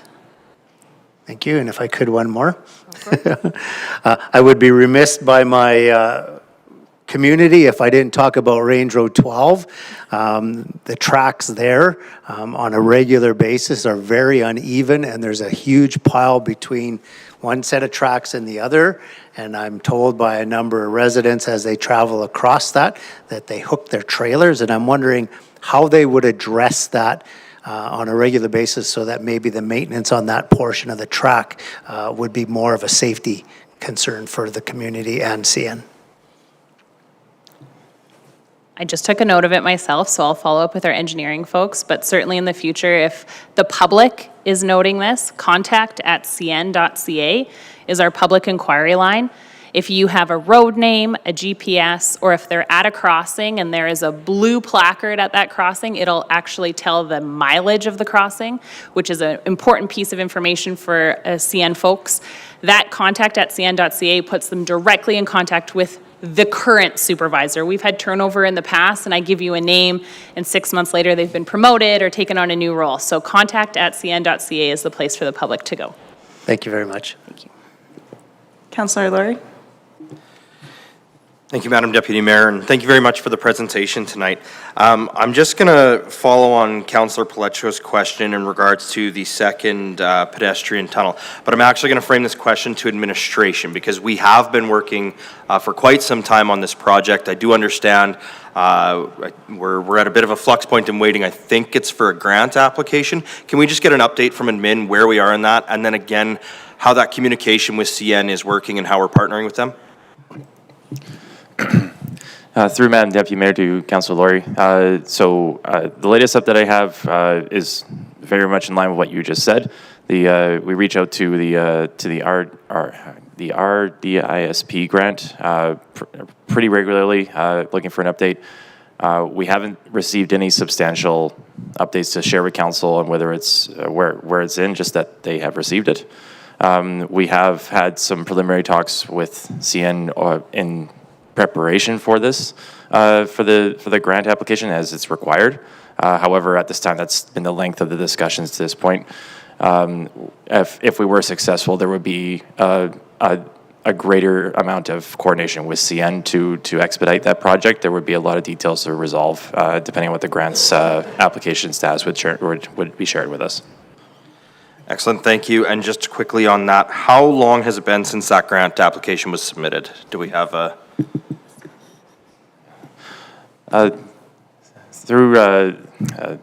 through Deputy Mayor to Councillor Laurie. It's been since about last summer, late summer of 2022. I think we submitted the grant. We needed a preliminary report to go with the initial application. We initially applied without that. We were told to come back with that. So the most recent one was submitted, I believe, about a year ago, give or take a couple months. I don't have the exact date in front of me. Awesome, thank you. And through Deputy Mayor, then to our representative from CN. As you've heard, the timeline on that has been extensive. Is there any support that CN is able to provide us in relation to that grant application and maybe helping advocate for some expediting of that? Thank you for the question. One piece of feedback that I'll provide here is that, like the town of Stony Plain, everything that CN has applied for, both locally, but also across, and I say locally, Alberta, but also across the network, has also been in a holding pattern. So we have been advocating, along with the Railway Association of Canada, for some answers, besides we received your report. The other piece here is that we have a new Minister of Transportation federally, so I suspect that this could have all been a waiting game until that was sorted out here just recently. So we'll give him a few weeks to get in his seat, but we plan to push a little bit harder as well, and happy to take that away with administration. Excellent, thank you. We'll add our name to the list in your advocacy when you're speaking to them. I appreciate that. And then I do have a question for you. You talked about the on time. Personally, I've noticed that it does seem that trains are coming through the community faster. So number of trains about the same, but it seems that their speed has certainly picked up. And in addition to the speed, it seems that the vibration from the train has also picked up. Can you speak just a little bit about what the maximum allowable speeds are through the town of Stony Plain, depending on the type of train and the cargo it's carrying? And then also, are there any tolerances, or is there any specific regulations around vibration? So with respect to speed, as I mentioned, there could be heat, as for an example, a restriction to speed, as well as certain commodities, certain trains that are dangerous goods may have to operate at a slower speed, which I think you were referring to. But for the track speed for this area, 60 miles per hour has been the speed, and that has not changed. In terms of vibration, I would have to take that away. I'm not an expert in that area, but what I would say is that there is proximity guidelines issued by the Railway Association of Canada that speak to noise and vibration, and I would be happy to work with administration on getting more details on that. Yeah, absolutely. If you could follow up with administration with an email that they could forward to council on that, that would be great information to have when we're speaking with residents who live near the rail line. Thank you. Councillor Meyer? Thank you, Deputy Mayor. And thank you, Mrs. Threlfall, for your presentation.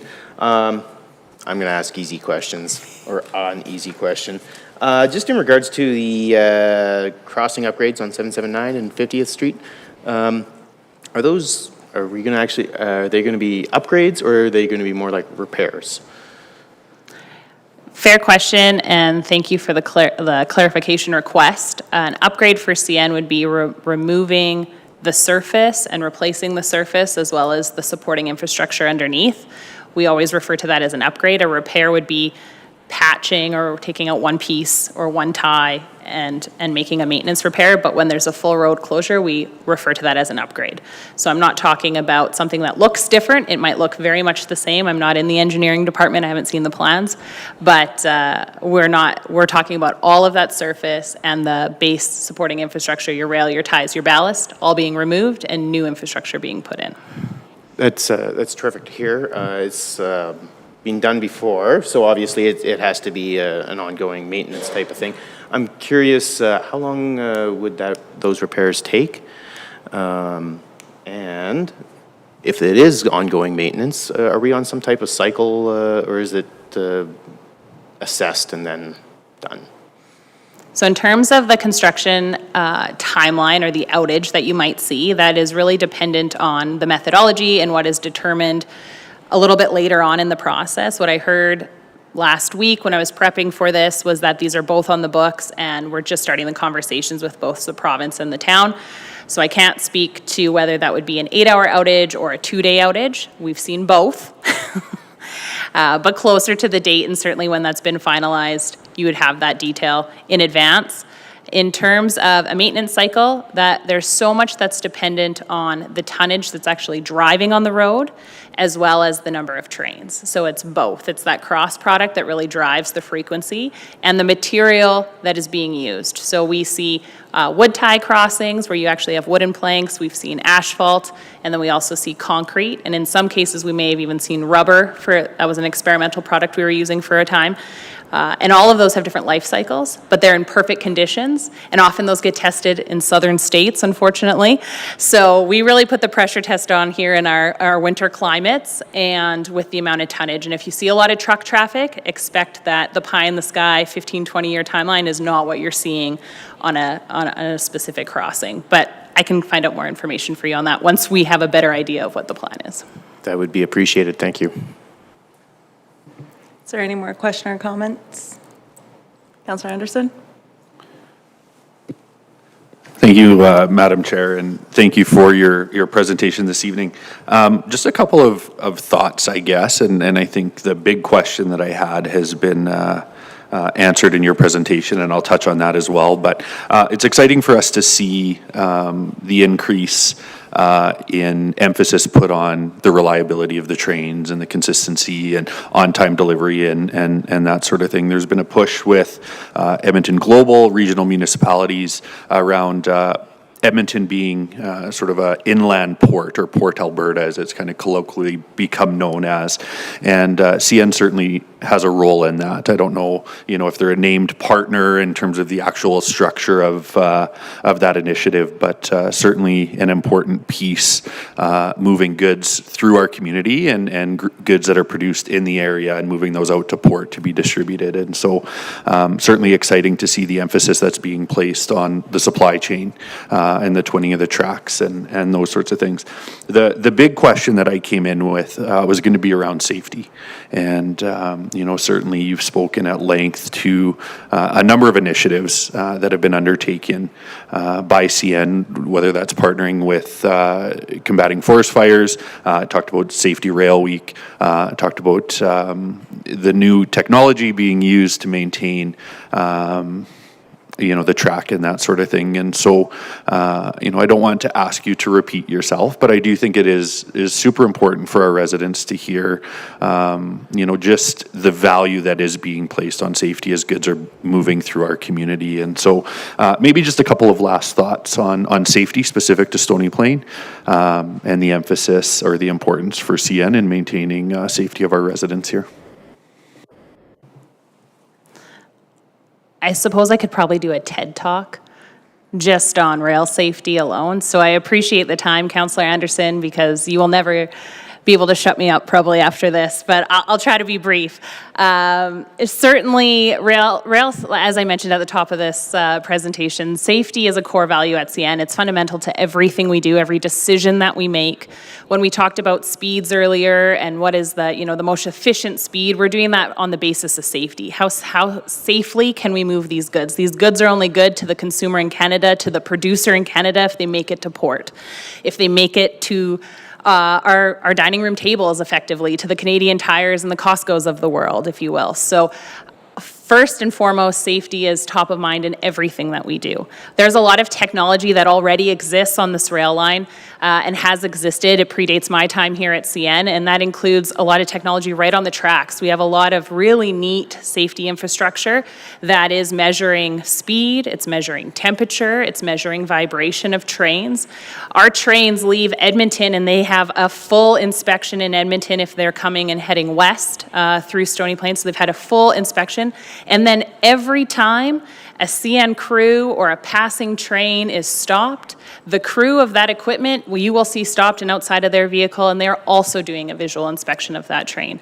It is built into the blood of every railroader, if you will, or it's baked into that. And certainly our conductors and our engineers, they finish up training in for Canada in Winnipeg.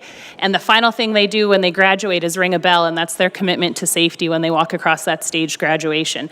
It can't be said enough. And, safety, in my view, is a shared responsibility. So certainly my ask to you is to allow me the space, so thank you for that, to share, to see something and say something, reach out to myself if you see something that causes concern. We have a CN community police officer who's working locally with the schools in the area, as well as your first responders. And there's also opportunities within Rail Safety Week to proclaim Rail Safety Week as well. So if that hasn't already been done here in the town of Stony Plain, I certainly would encourage it. There are opportunities for us to share more in depth about how we protect for some of the dangerous goods that move through this community. We have a dangerous goods officer here in Alberta. He trains firefighting staff about how to respond to incidents. And he also speaks to all of the safety infrastructure that's already in place to make us able to say what I'm about to say next, which is 99.99% of all dangerous goods shipped by CN make it to destination. And we can't do that without safety being the core value here. Perfect, thank you. And certainly, as you share, you can see the value that you yourself place on safety. One of the pieces that stood out for me, I think I alluded to earlier this evening, that I am a school teacher as well. And when I look at the gallery, we have some very important people when it comes to our school division locally in terms of providing us some governance and direction. So maybe just quickly for those teachers, myself included, that would like to connect with the CN police officer who's engaging in schools around education, what could we do to reach out or to have that individual come talk to our students? What might that look like? Start with me, and I'll connect you directly. His name is Constable Dean Solowin, and he is in many of the school districts working already with the principals at various levels. We also have an opportunity to have the inspector who lives locally here, and other opportunities with both our Indigenous Relations Officer and myself. So there's different presentations that can be accomplished between the three of us, but start with me. Perfect. Now, I don't see your contact information here. Not going to ask you to publicly share that, but just through administration, I'm looking, maybe that can be shared with council, and I can connect it with my teaching colleagues as well. Thank you so much. Awesome. Is there any more questions, comments? No? Okay. My phone's buzzing from the mayor. So he would like me to start off by letting you all know that we are partnering with CN to ensure safety with our community. We are proclaiming Rail Safety Week. So he would like to point that out. As well as when you mentioned shared responsibility, it's been mentioned before about the underpass and the advocating that you can do and we can do, and we understand it's at a standstill. But again, everything you can do to help us is what we're doing, shared responsibility. He also wanted to mention for support for a future overpass. I don't know if that's been mentioned before. He's saying there's been conversations at the FCM conference. So his little plug, as well as show me the money. And we will leave it at that. But yes, thank you for your presentation. We appreciate it. Thank you. And now we are going to move on to our update from Westview Health Center. Administration? Thank you, Deputy Mayor. Again, delighted this evening to have with us Ellen Elliott, who is the site director of Westview Health Center, as well as some of her team members to provide and share an update on our healthcare service facility that resides in our community. And glad she's waded through. She's our final presenter this evening. So thank you very much, Ellen. Please join us.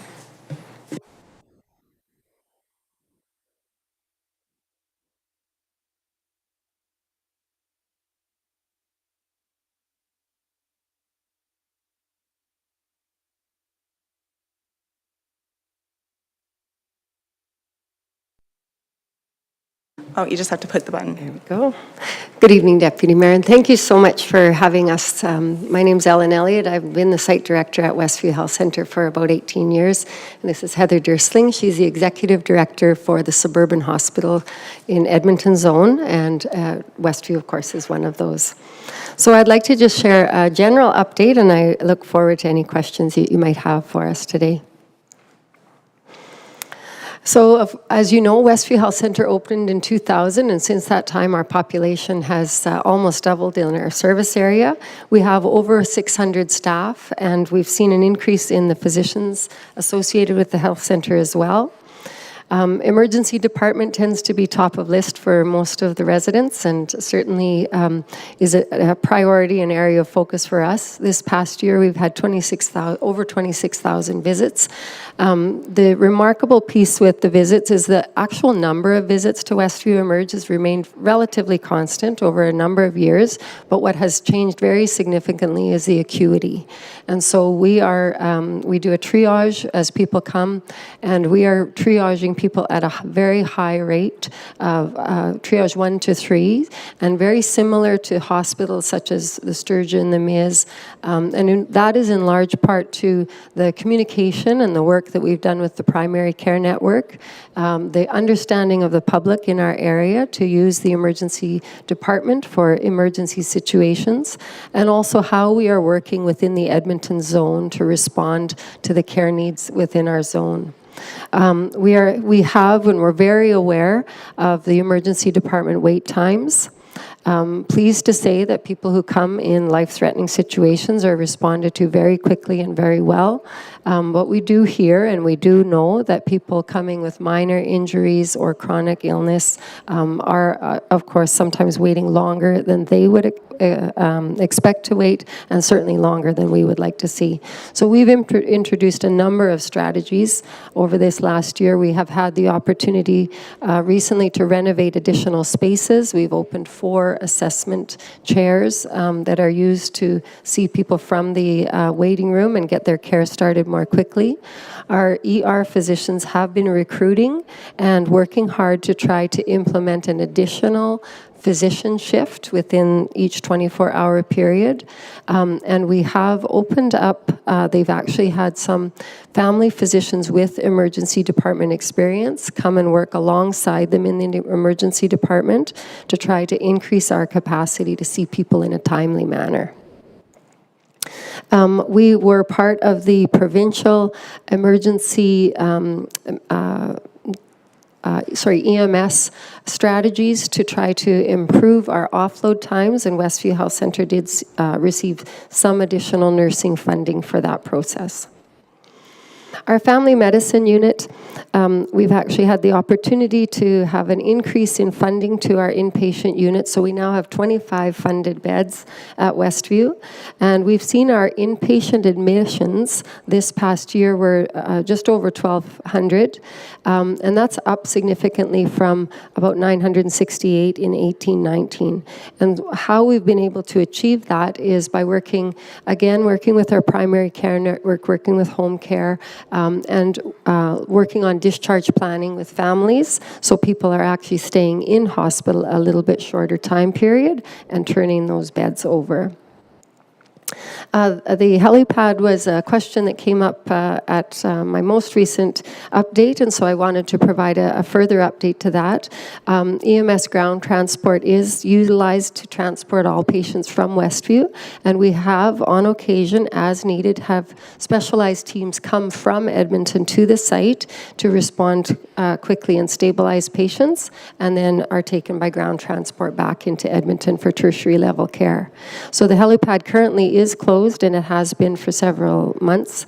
And a landing sites review is being completed provincially, and they're expecting that to be finalized this fall. Long-term care and hospice. We are home to 40 long-term care residents. We've had 13 new admissions in this past year, and we have a 6-bed hospice in which we've had 81 admissions over this last year. Day surgery and endoscopy continues to be a very active program at Westview. We do endoscopy 5 days a week, and we are also doing surgery every day, Monday to Friday. Over 1,700 surgical procedures last year, and what's new in that department is that we've begun a new surgery at Westview called strabismus, which is surgery to repair cross eyes, and we had continued to do women's surgery, general surgery, and a lot of cataract surgery. Our ambulatory clinics continue to provide service about 13,000 visits this past year. This year, we had the opportunity to work with Dr. Jay Padichar, who's a physician who's done a pediatric asthma clinic at Westview. He had some additional availability, and he chose to offer his time at Westview to run a general pediatrics clinic. And this started in January of this year, and will give an opportunity for 12 new patients, 12 new children a month, to be seen by a pediatrician in our community.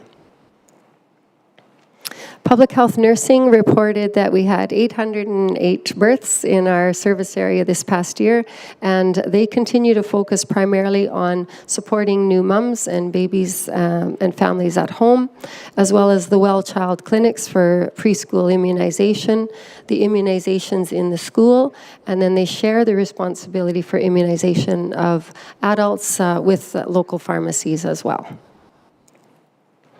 Home Living reports that they have 962 clients in the community, and I think this is really significant and important to realize when I say that we have 25 inpatient beds in our hospital, that we realize there's a lot of care happening in our community, and that will continue to be a strong focus because that's patients want to be at home. People want to stay at home as long as they can and to return home as soon as they can. So we work very closely with our home living partners. The Adult Day Program continues to operate at Westview Health Centre, and it provides respite care primarily for people with dementia who come and have nursing assessment, socialization, stimulation, and their caregiver can have a much-needed break. So that program continues and is co-located with the long-term care. A bit of a change with addiction and mental health. This past summer, they moved from Westview and consolidated all of their services at the Stan Woloshyn building in Spruce Grove. Access to long-term care is available through a service called Access 24/7, with the phone number indicated. And people needing any kind of mental health support are encouraged to call that one number where their information will be received, they'll be triaged, and they'll be connected with the most appropriate resources and support they may need. And that may be local or it may be within the Edmonton zone. So really trying to encourage people to reach out. Access 24/7, it means that. It is available, that number is available all of the time. Addiction and mental health, although their primary office is located at the Stan Woloshyn building, they are continuing to provide outreach services at Evansburg, Paul First Nation, and Alexis Nakota Sioux First Nation. Very pleased to also report that we have, again, an Indigenous cultural helper working with us at Westview Health Centre. This program has been in AHS for over 20 years, and Westview has had an Indigenous culture for at least 16 of those years. And so this program and staff person really focus on bridging and understanding trust between Indigenous patients and families and the health system. We're working to incorporate Indigenous culture and spirituality with Western spirituality, and very pleased to report that AHS has a leading and groundbreaking policy that indicates that all AHS sites will ensure access to Indigenous cultural ceremony. So Westview has done smudging since we opened, and this policy in AHS will ensure that that is available for Indigenous people and people who choose to smudge at any AHS site.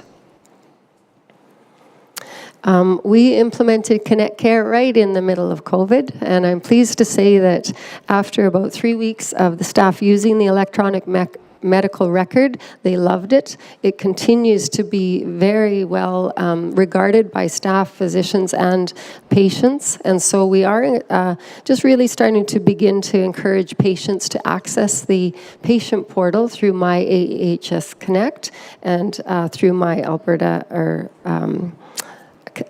.ca. We also have a new interpreter on wheels, and we call her Rosetta. Rosetta was named by staff. Rosetta can give immediate access to 40 interpreters. And the reason why this is important is that when any patient comes to the health center, we want to ensure that they can have the opportunity to fully participate in their health care, that they can fully explain to us what their concerns are, and that we can give and share information with them in a way that we can be certain that they understand. And so, again, you may have the opportunity or see Rosetta in service at Westview. We're also, I'm very pleased, we're really refocusing on our community connections post-COVID, and so have really begun to meet and be integrated with our community collaborations, with some of them listed here. And we have a number of capital projects to update. We will be seeing construction in a couple of areas at Westview this fall. We have a washroom upgrade that will improve access for wheelchair and bariatric patients, and as well as a site security upgrade that will see increased cameras, better lighting, increased controlled access, and help phones from the parking lots. So we're really pleased to see those two projects moving ahead. And I'm also happy to report that Westview Health Centre redevelopment has been identified in Alberta Health Services' most recent multi-year capital submission as a priority in the Edmonton zone, and that planning is underway to develop the clinical service plan and the capital needs assessment, and those two documents will be provided, we anticipate providing them to Alberta Health in the fall of 2024. I also want to just express our appreciation from Westview Health Centre for the support that Mayor and Council have provided, Town of Stony Plain has provided for Westview Health Centre. Again, just coming out of COVID, we really can't say enough how important it was to the caregivers at Westview to have the support of the community, and there was multiple gestures from the community, probably one that was just so remarkable and frankly brought tears to everyone's eyes was when police, fire, and all of the peace officers paraded through the health center, and the staff and myself included will never forget that. So your support through the last challenging years has been very much appreciated. We love serving our community, and we are eager to hear where we need to make improvements. And we're eager to hear also if there's thoughts and ideas on things that we could do differently at Westview. So thank you for the opportunity to present. Thank you so much. Council, do we have any questions, comments? Councillor Anderson? Thank you, Deputy Mayor, and thank you for being here and for your presentation this evening. And thank you for the care you provide to our region, despite some challenging times on many different levels, COVID being one that's been alluded to, but we also know that there are others, and so we are very, very thankful for all that you and your staff do to ensure the health and wellness of our residents. In our most recent sort of election key priorities summary with the election here in Alberta, Westview was one of two priorities that we identified as a municipality. One of the things that I think I hear most often from residents related to Westview is some of the frustration around having to leave the community to access imaging services elsewhere. With some of the information you brought today around Westview being identified as a key priority moving forward for the Edmonton region, hopefully that will answer some of that. But I've never had the opportunity to ask specifically from a Westview from a clinical perspective, is their capacity even for that imaging on site? Was that a decision that was made kind of apart from the leadership at Westview and that sort of thing? And so maybe just your thoughts on, the advocacy that's been going on from residents to ourselves to the government around increasing some of that capacity at Westview. Thank you for that question, Councillor Anderson. Good question, excellent question, and we hear it often, and we're well aware of the challenges of imaging in this community and surrounding communities that we lack at Westview, and we're the first to admit that. I think first I'll address your question around, was the decision for the current imaging equipment done outside of the team at Westview, and the answer to that would be no. And the reason for that is that if you think of the age of the Westview Health Centre and when the facility was built, the technology for CT scan, and I think we probably all know we're talking about CT scanning, the technology just wasn't the current and the required technology at the time that the Westview Health Centre was built. Clearly that's where we are now, and clearly we do need a CT scanner in this community. And in terms of when we might see that, Ellen and I and her team have been huge advocates for this throughout our organization, all the way up to the provincial level, and we have been heard. We've had many, many meetings with senior leadership within the organization, and it is well acknowledged now, and it hadn't always been, so I will share with you that Ellen's advocacy of her site has truly gotten us to the place that we're at. And senior leadership absolutely agrees that CT is a priority for the Edmonton zone within Westview site. There is a bit of a challenge there because we're not alone in that need, and resources are scarce. So we are in competition with other sites when it comes to being a new CT service within the Edmonton zone.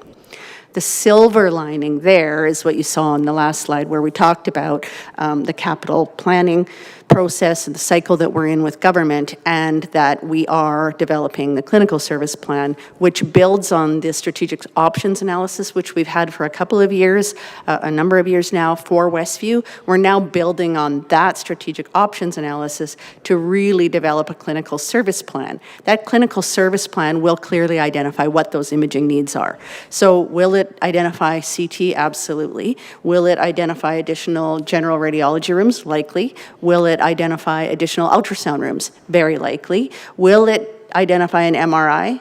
Probably not. I always like to say that because it's kind of like communities, as your initial question was, why didn't we get a CT when we built it, was kind of how I'll frame that, even though those weren't your exact words. Just making sure expectation is maybe just set at this table. The clinical service plan may well identify above a CT, but it may well not either. But I'm 100% sure it will include a CT scan and other imaging as well. And that's, certainly great to hear, and it's awesome that the government has been receptive to those conversations, and that there's been some priority established there. The last time, I believe it was the last time, our MLA, who's now Minister Turton, was in chambers with us. These were some of the questions that were directed at him as well, certainly around those service offerings at Westview. So again, our thanks on behalf of our municipality, for every comment we hear about some of the frustrations around lack of services. My father-in-law, for example, just spent about a week and a half ago all sorts of time being transported back and forth for imaging in the city. But we hear so many great things about the care, and not just the actual medical care, but the care that is provided by the staff. And so we're very privileged to have you in our community, and thank you for that. So. Councillor Laurie. Excellent. Thank you very much, and thank you, Ms. Elliott and Ms. Dursting, for the presentation this evening. Ms. Elliott, I always appreciate when you come to council. It's a great opportunity for us to get a little bit of insight into the world that is Westview, because we hear so much about it as the elected officials in the community. One thing I did want to bring forward is, I know when I was first elected, you provided us with a wonderful tour of the facility. Obviously, with the last election, COVID came along, it eliminated that possibility, and some of my colleagues probably haven't had the chance to tour the facility. If that would be something that would be possible in the coming months, I think that would be wonderful. It gave a great insight. Again, we see it on paper and in the presentations, but to really see it in action and to see the inners of Westview, most people only see the emergency department. That's it. And so to be able to see the whole facility and everything that goes on there is absolutely wonderful. Happy to hear about the helipad and things that are going on in that. I know with the change in the primary ambulance that STARS was using, that created some issues, so looking forward to see that. I did just have a question though in regards, you mentioned the specialized teams. Now I'm aware of the stroke ambulance that exists in the AHS network, but can you expand a little bit more on the specialized teams? I'm assuming they come to Westview in ground means, but what would be a specialized team? Why would they come to Westview versus having Westview transfer that patient? Excuse me. For the most part, we are able to transport efficiently with ALS ambulance. So generally, we call, we let them know that it's an emergent transfer. They have verbiage that they use, but very clearly they can say this is a priority transfer and they'll be transferred into the city. And so for the most part, that's how it occurs. We've had on a couple of occasions where, especially with pediatrics, they will send an ambulance with the pediatrician, with pediatric ICU nurses to the site to stabilize, to make sure that the patient is secured, and then safely transport them into the city. So the only times that we've actually seen that happen has been around pediatric care. And again, it's just to make sure that they have the experts as quickly as possible and stabilize the patient and safely transport. Excellent, thank you very much. And then just on to my next one. You mentioned that there were 808 births, which is fantastic. But what I do know is that my daughter, who is now 12, was actually one of the last babies born at Westview. Yes. In what was an incredible second-to-none maternity ward. And so I'm just wondering, when you speak about 808 babies being born, where are they being born? Are those home births through teams, or how is, I guess, where does that happen now? Well, it continues to be the same pattern that we saw when we closed the maternity program at Westview. There are some home births, certainly, and with midwifery level of care, but the bulk of people go to the MIS and also the Sturgeon, and some high-risk deliveries are going to the Royal Alec. But with the primary care network group of physicians, by and large, most of them go to the Misericordia. Excellent, thank you. And then just one more point and then one more maybe question or feedback. So first, I just wanted to thank you for Westview being a part of the winter warming team and being available in the winter for some of our less fortunate residents or our unhoused residents as an opportunity of somewhere they can go 24/7 to be able to warm up. Obviously, we know in Stony Plain there are areas that are limited for 24/7 availability, so having that at Westview, having your security team work closely with that to make sure that they're accommodated but also not providing any challenges to the patients, I think is fantastic, and I really appreciate the work that you've done on that. I will go back to the imaging side of things. Unfortunately, I am one of those who requires that. I'm a kidney stone sufferer. Not fun. Westview is always incredible. Anytime I've had to go in there, the care that I've received, the experience we have is incredible. Where I'm challenged is, I'll give the exact example of the last time that happened in July. I go into Westview, I'm treating him very well, we basically know what it is, doesn't show up on the x-ray, need to go for CT. Perfect. It's 5, 6 o'clock in the afternoon on a Saturday. Cannot get imaging done at the Misericordia until at least the next day.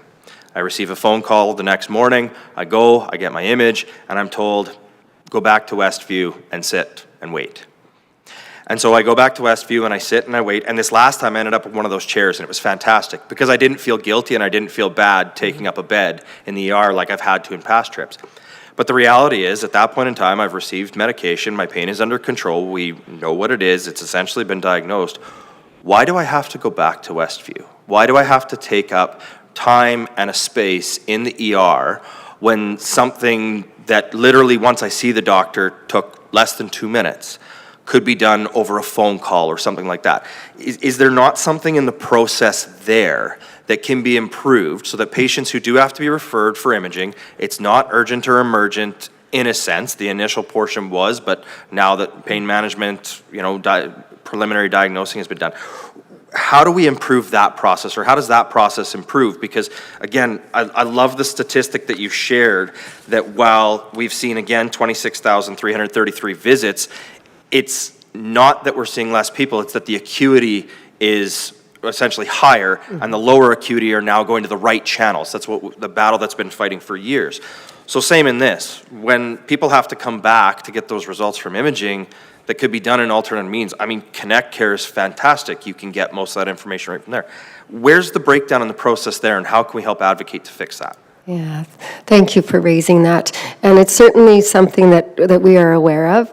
To be honest, it's a complex problem. If it was easy to fix, we would have fixed it. But it is, I'll assure you that I actually have gone back to the ER physicians and staff to have them revisit this and look at alternative processes. And again, it will require looking at the patient categories, I guess, so that we can ensure that the people, because just because you have had the result and you're feeling better, the physician is responsible for communicating that to you, and it may be something that still requires some follow-up. So there does have to be that communication. The challenge that we have is, for the most part at Westview, there's one ER physician at a time, and there are some shift overlaps. So when there are shift overlaps, that's usually when the physicians can kind of catch up on the lower acuity. Because there's only one ER physician, and sometimes can be up to 30 patients that he's caring for, if they have a very high acuity situation, it can really pull all of their attention, and unfortunately, that's when we see the wait times creeping up. So I definitely, we definitely understand what that looks like and feels like from the patient perspective, and we are working to look at a bit of a strategy, stratifying the patients and looking at whether alternate providers or follow-up phone calls or other options might be available. And that's work that we're going to try to get done this fall. Excellent. Thank you very much. And again, kudos to your team. They've been fantastic. Also had the opportunity to hear Dr. Olin speak at one of our local events. And again, it was fantastic hearing him there. Again, he did have a plug for a CT in Stoney as well. I know he would love one there. And so we will obviously continue to advocate and support for your needs as well. And I look forward to the report coming forward in 2024. Thank you. Thank you very much. Councillor Hansard? Thank you, Madam Deputy Mayor. A question I've often wondered is, do you have any records of how many people in our tri-region are having to go? Is there any plan in the future to try to get a dialysis machine out here? Because I know of 3 people in the community who are doing dialysis right now, and it takes an entire day out of their lives, and they're extremely exhausted by the time they bus in, do the dialysis, bus back out. There's nothing left, and then they're wiped for 2 days or so. I often think, is there room, is there a place, do we have to expand to get a dialysis machine? And what would that take? Can you give us a little bit of thought on that? Thank you for that question. I will do my very best to answer that one for you. Dialysis is always one of those items that come up in every single community that we go to.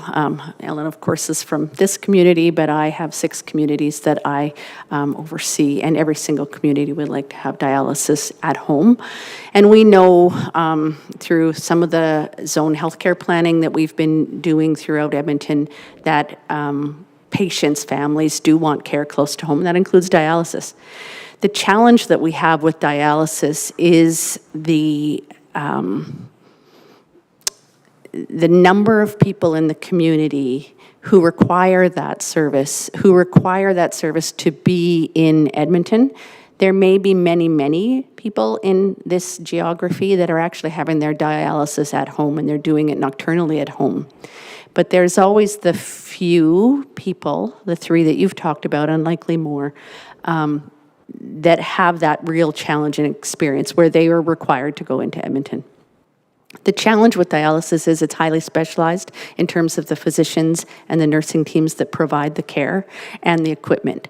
So when you look at a community needing potentially 3 people having that service and the cost of delivering that service and the ability for a team to stay competent in providing that care, it's a very difficult thing to achieve in small communities. And so that's the challenge we have with dialysis, and we have that indeed across the province. The way we structure dialysis care in Alberta is actually a provincial service. So we've got Alberta Kidney Care, who oversees all of the dialysis within the province. And so Alberta Kidney Care absolutely does have all of the statistics for all of the community. In fact, keeps track of all of the dialysis patients across the entire province. Stony Plain would fall under Alberta Kidney Care North, and we could absolutely contact them and have some conversation and discussion around what their current numbers are and what their current plans are for future. But we will also include that in the clinical service planning that we're doing for Westview Health Centre. So when we look at planning for Westview Health Centre, we're going to do it under the auspice of the Edmonton Zone Healthcare Plan, which is an overarching healthcare plan for the entire Edmonton Zone for the next 10 to 15 years. So when we're looking at clinical service plan for Westview and the redevelopment of the hospital, of course that will be one package. But we can't really do that without looking at all of the services that are required from all of the people in all of the areas of the community.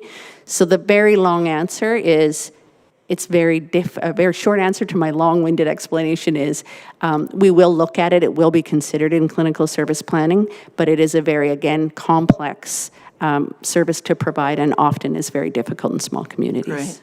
If I may, Madam Deputy Mayor, I'm not saying there's only 3 people I know who need it. It's only 3 people that I'm aware of. Mm-hmm.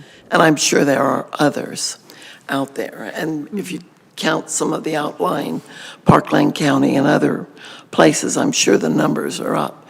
Thank you for that explanation. You're welcome. Any other comments, questions? No? Just one for myself. In your update, I didn't see the equipment that the Smile Cookie campaign raised money for. And I was just curious if we could get an update on that. Yes. Sorry, I am drawing a blank in terms of what we purchased this year. The Smile Cookie campaign was a phenomenal success, over $30,000. And I think it was a portable ultrasound unit. There was a high-def monitor, syringe machine, and another. Sorry. Okay, the monitor, the syringe pump for sure was used in emergency department. The monitor, we have several monitors, of course, within the site. But all of the items are actually identified by staff and physicians as priorities, and that's how we determine what needs to be purchased. And the relationship that we have with the Stony Plain Tim Hortons has been a phenomenal relationship over the years, and we really appreciate the support of the Westview Health Centre Foundation in making that happen. So the teams identify what they need, and we're just really appreciative of the support of the community, and they really appreciate when that equipment comes back to them so quickly. Great. Any more? Last call? Okay. Well, seeing as there's no more questions, I'd like to, again, thank you for coming out and presenting to us, and you have a wonderful night. Thank you. Moving on to number 5, the adoption of committee minutes. Next on the agenda is the adoption of the last Governance and Priorities Committee minutes. Councillor Palechko, please. Yes, thank you, Deputy Mayor, that the July 4th,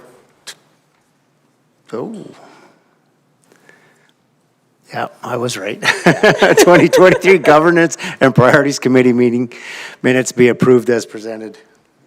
Are there any errors, omissions, or concerns? Seeing none, I call it all in favor, and that is carried. Moving on to business items. We have one business item this evening. Administration, please proceed. Thank you and good evening again, Madame Deputy Mayor and Council. Earlier in the meeting, you received a presentation from the town's financial advisors at CIBC Wood Gundy.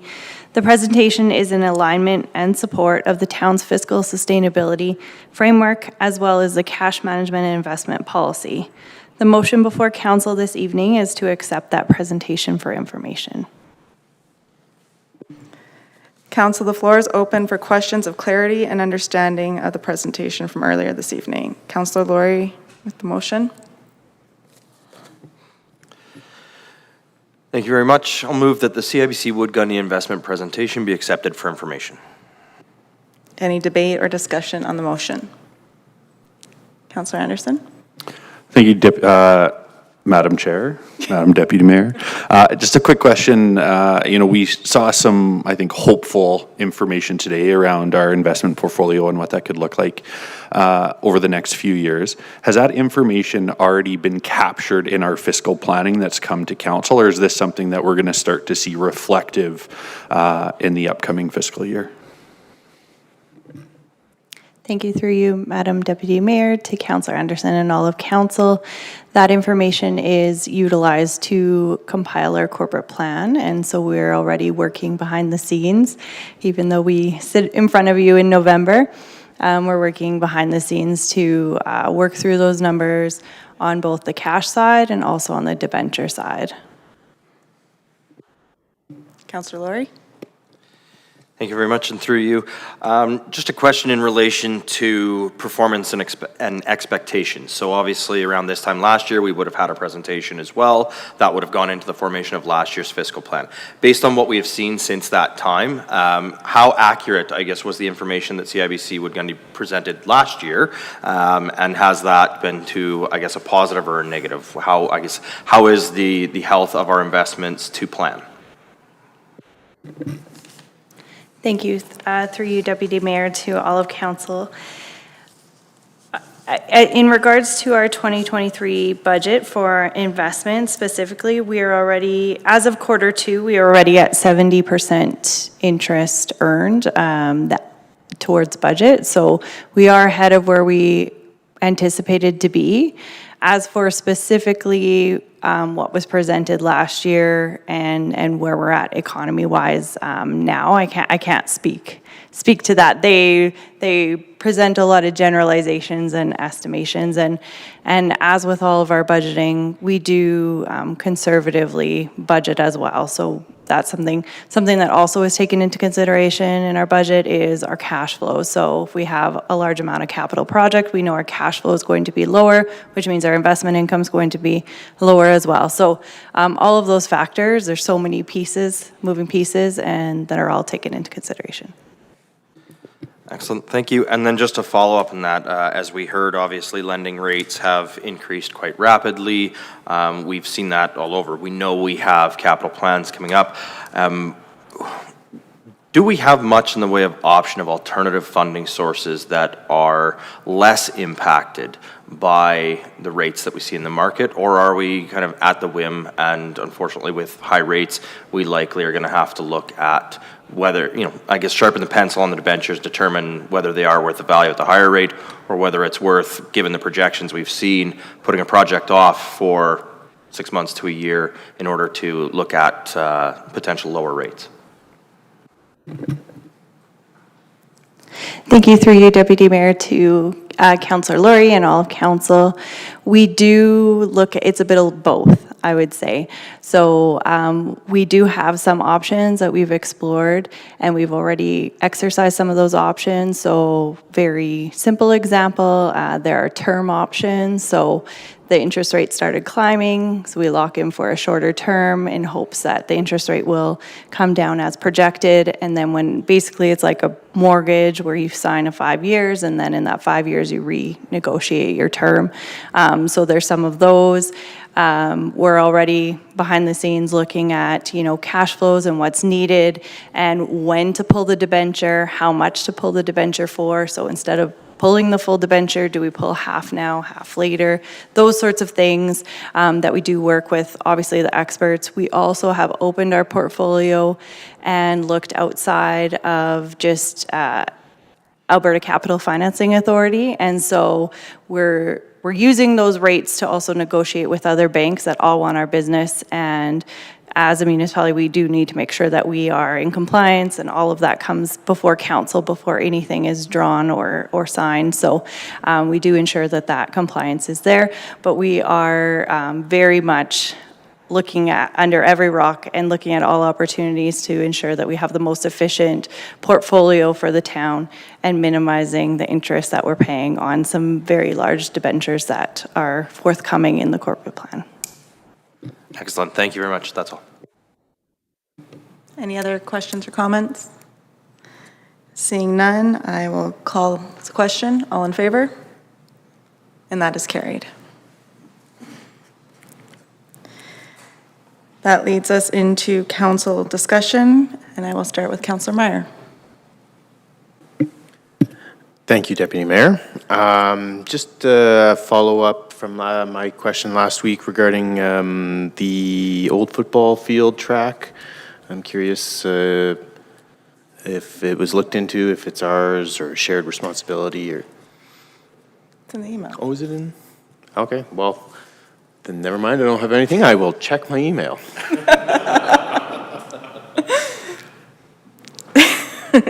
Moving on to Councillor Anderson. Nothing for me this evening, thank you. Councillor Laurie. Nothing for me this evening, other than just to thank you for chairing the meeting today, and good job. Thank you. Councillor Plechko. Thank you, Madam Deputy Mayor, for doing an awesome job today. Nice to see a smile on the face, and it's shared across the table. Have a good evening. Thank you. Councillor Hansard. Button. This will be a first. I don't have anything. All right, and I just wanted to say I hope everybody had a great actual first day of school. Note that there is a Roots of Hope Suicide Awareness Week this week, and there is an event being held over by the hospital on Thursday. I'm trying to find the time. At 5:30, it is a free event. There will be a tree planting and rock painting. So it is just, everybody is welcome, as well as the Multicultural Center is celebrating 50 years anniversary at the Perk Building on Saturday from noon till 4. And the Christmas Rotary Run wow, that was a good sentence. The Christmas for Kids Toy Run at Rotary Park is on Sunday starting at 10 a.m. And that is all for me today.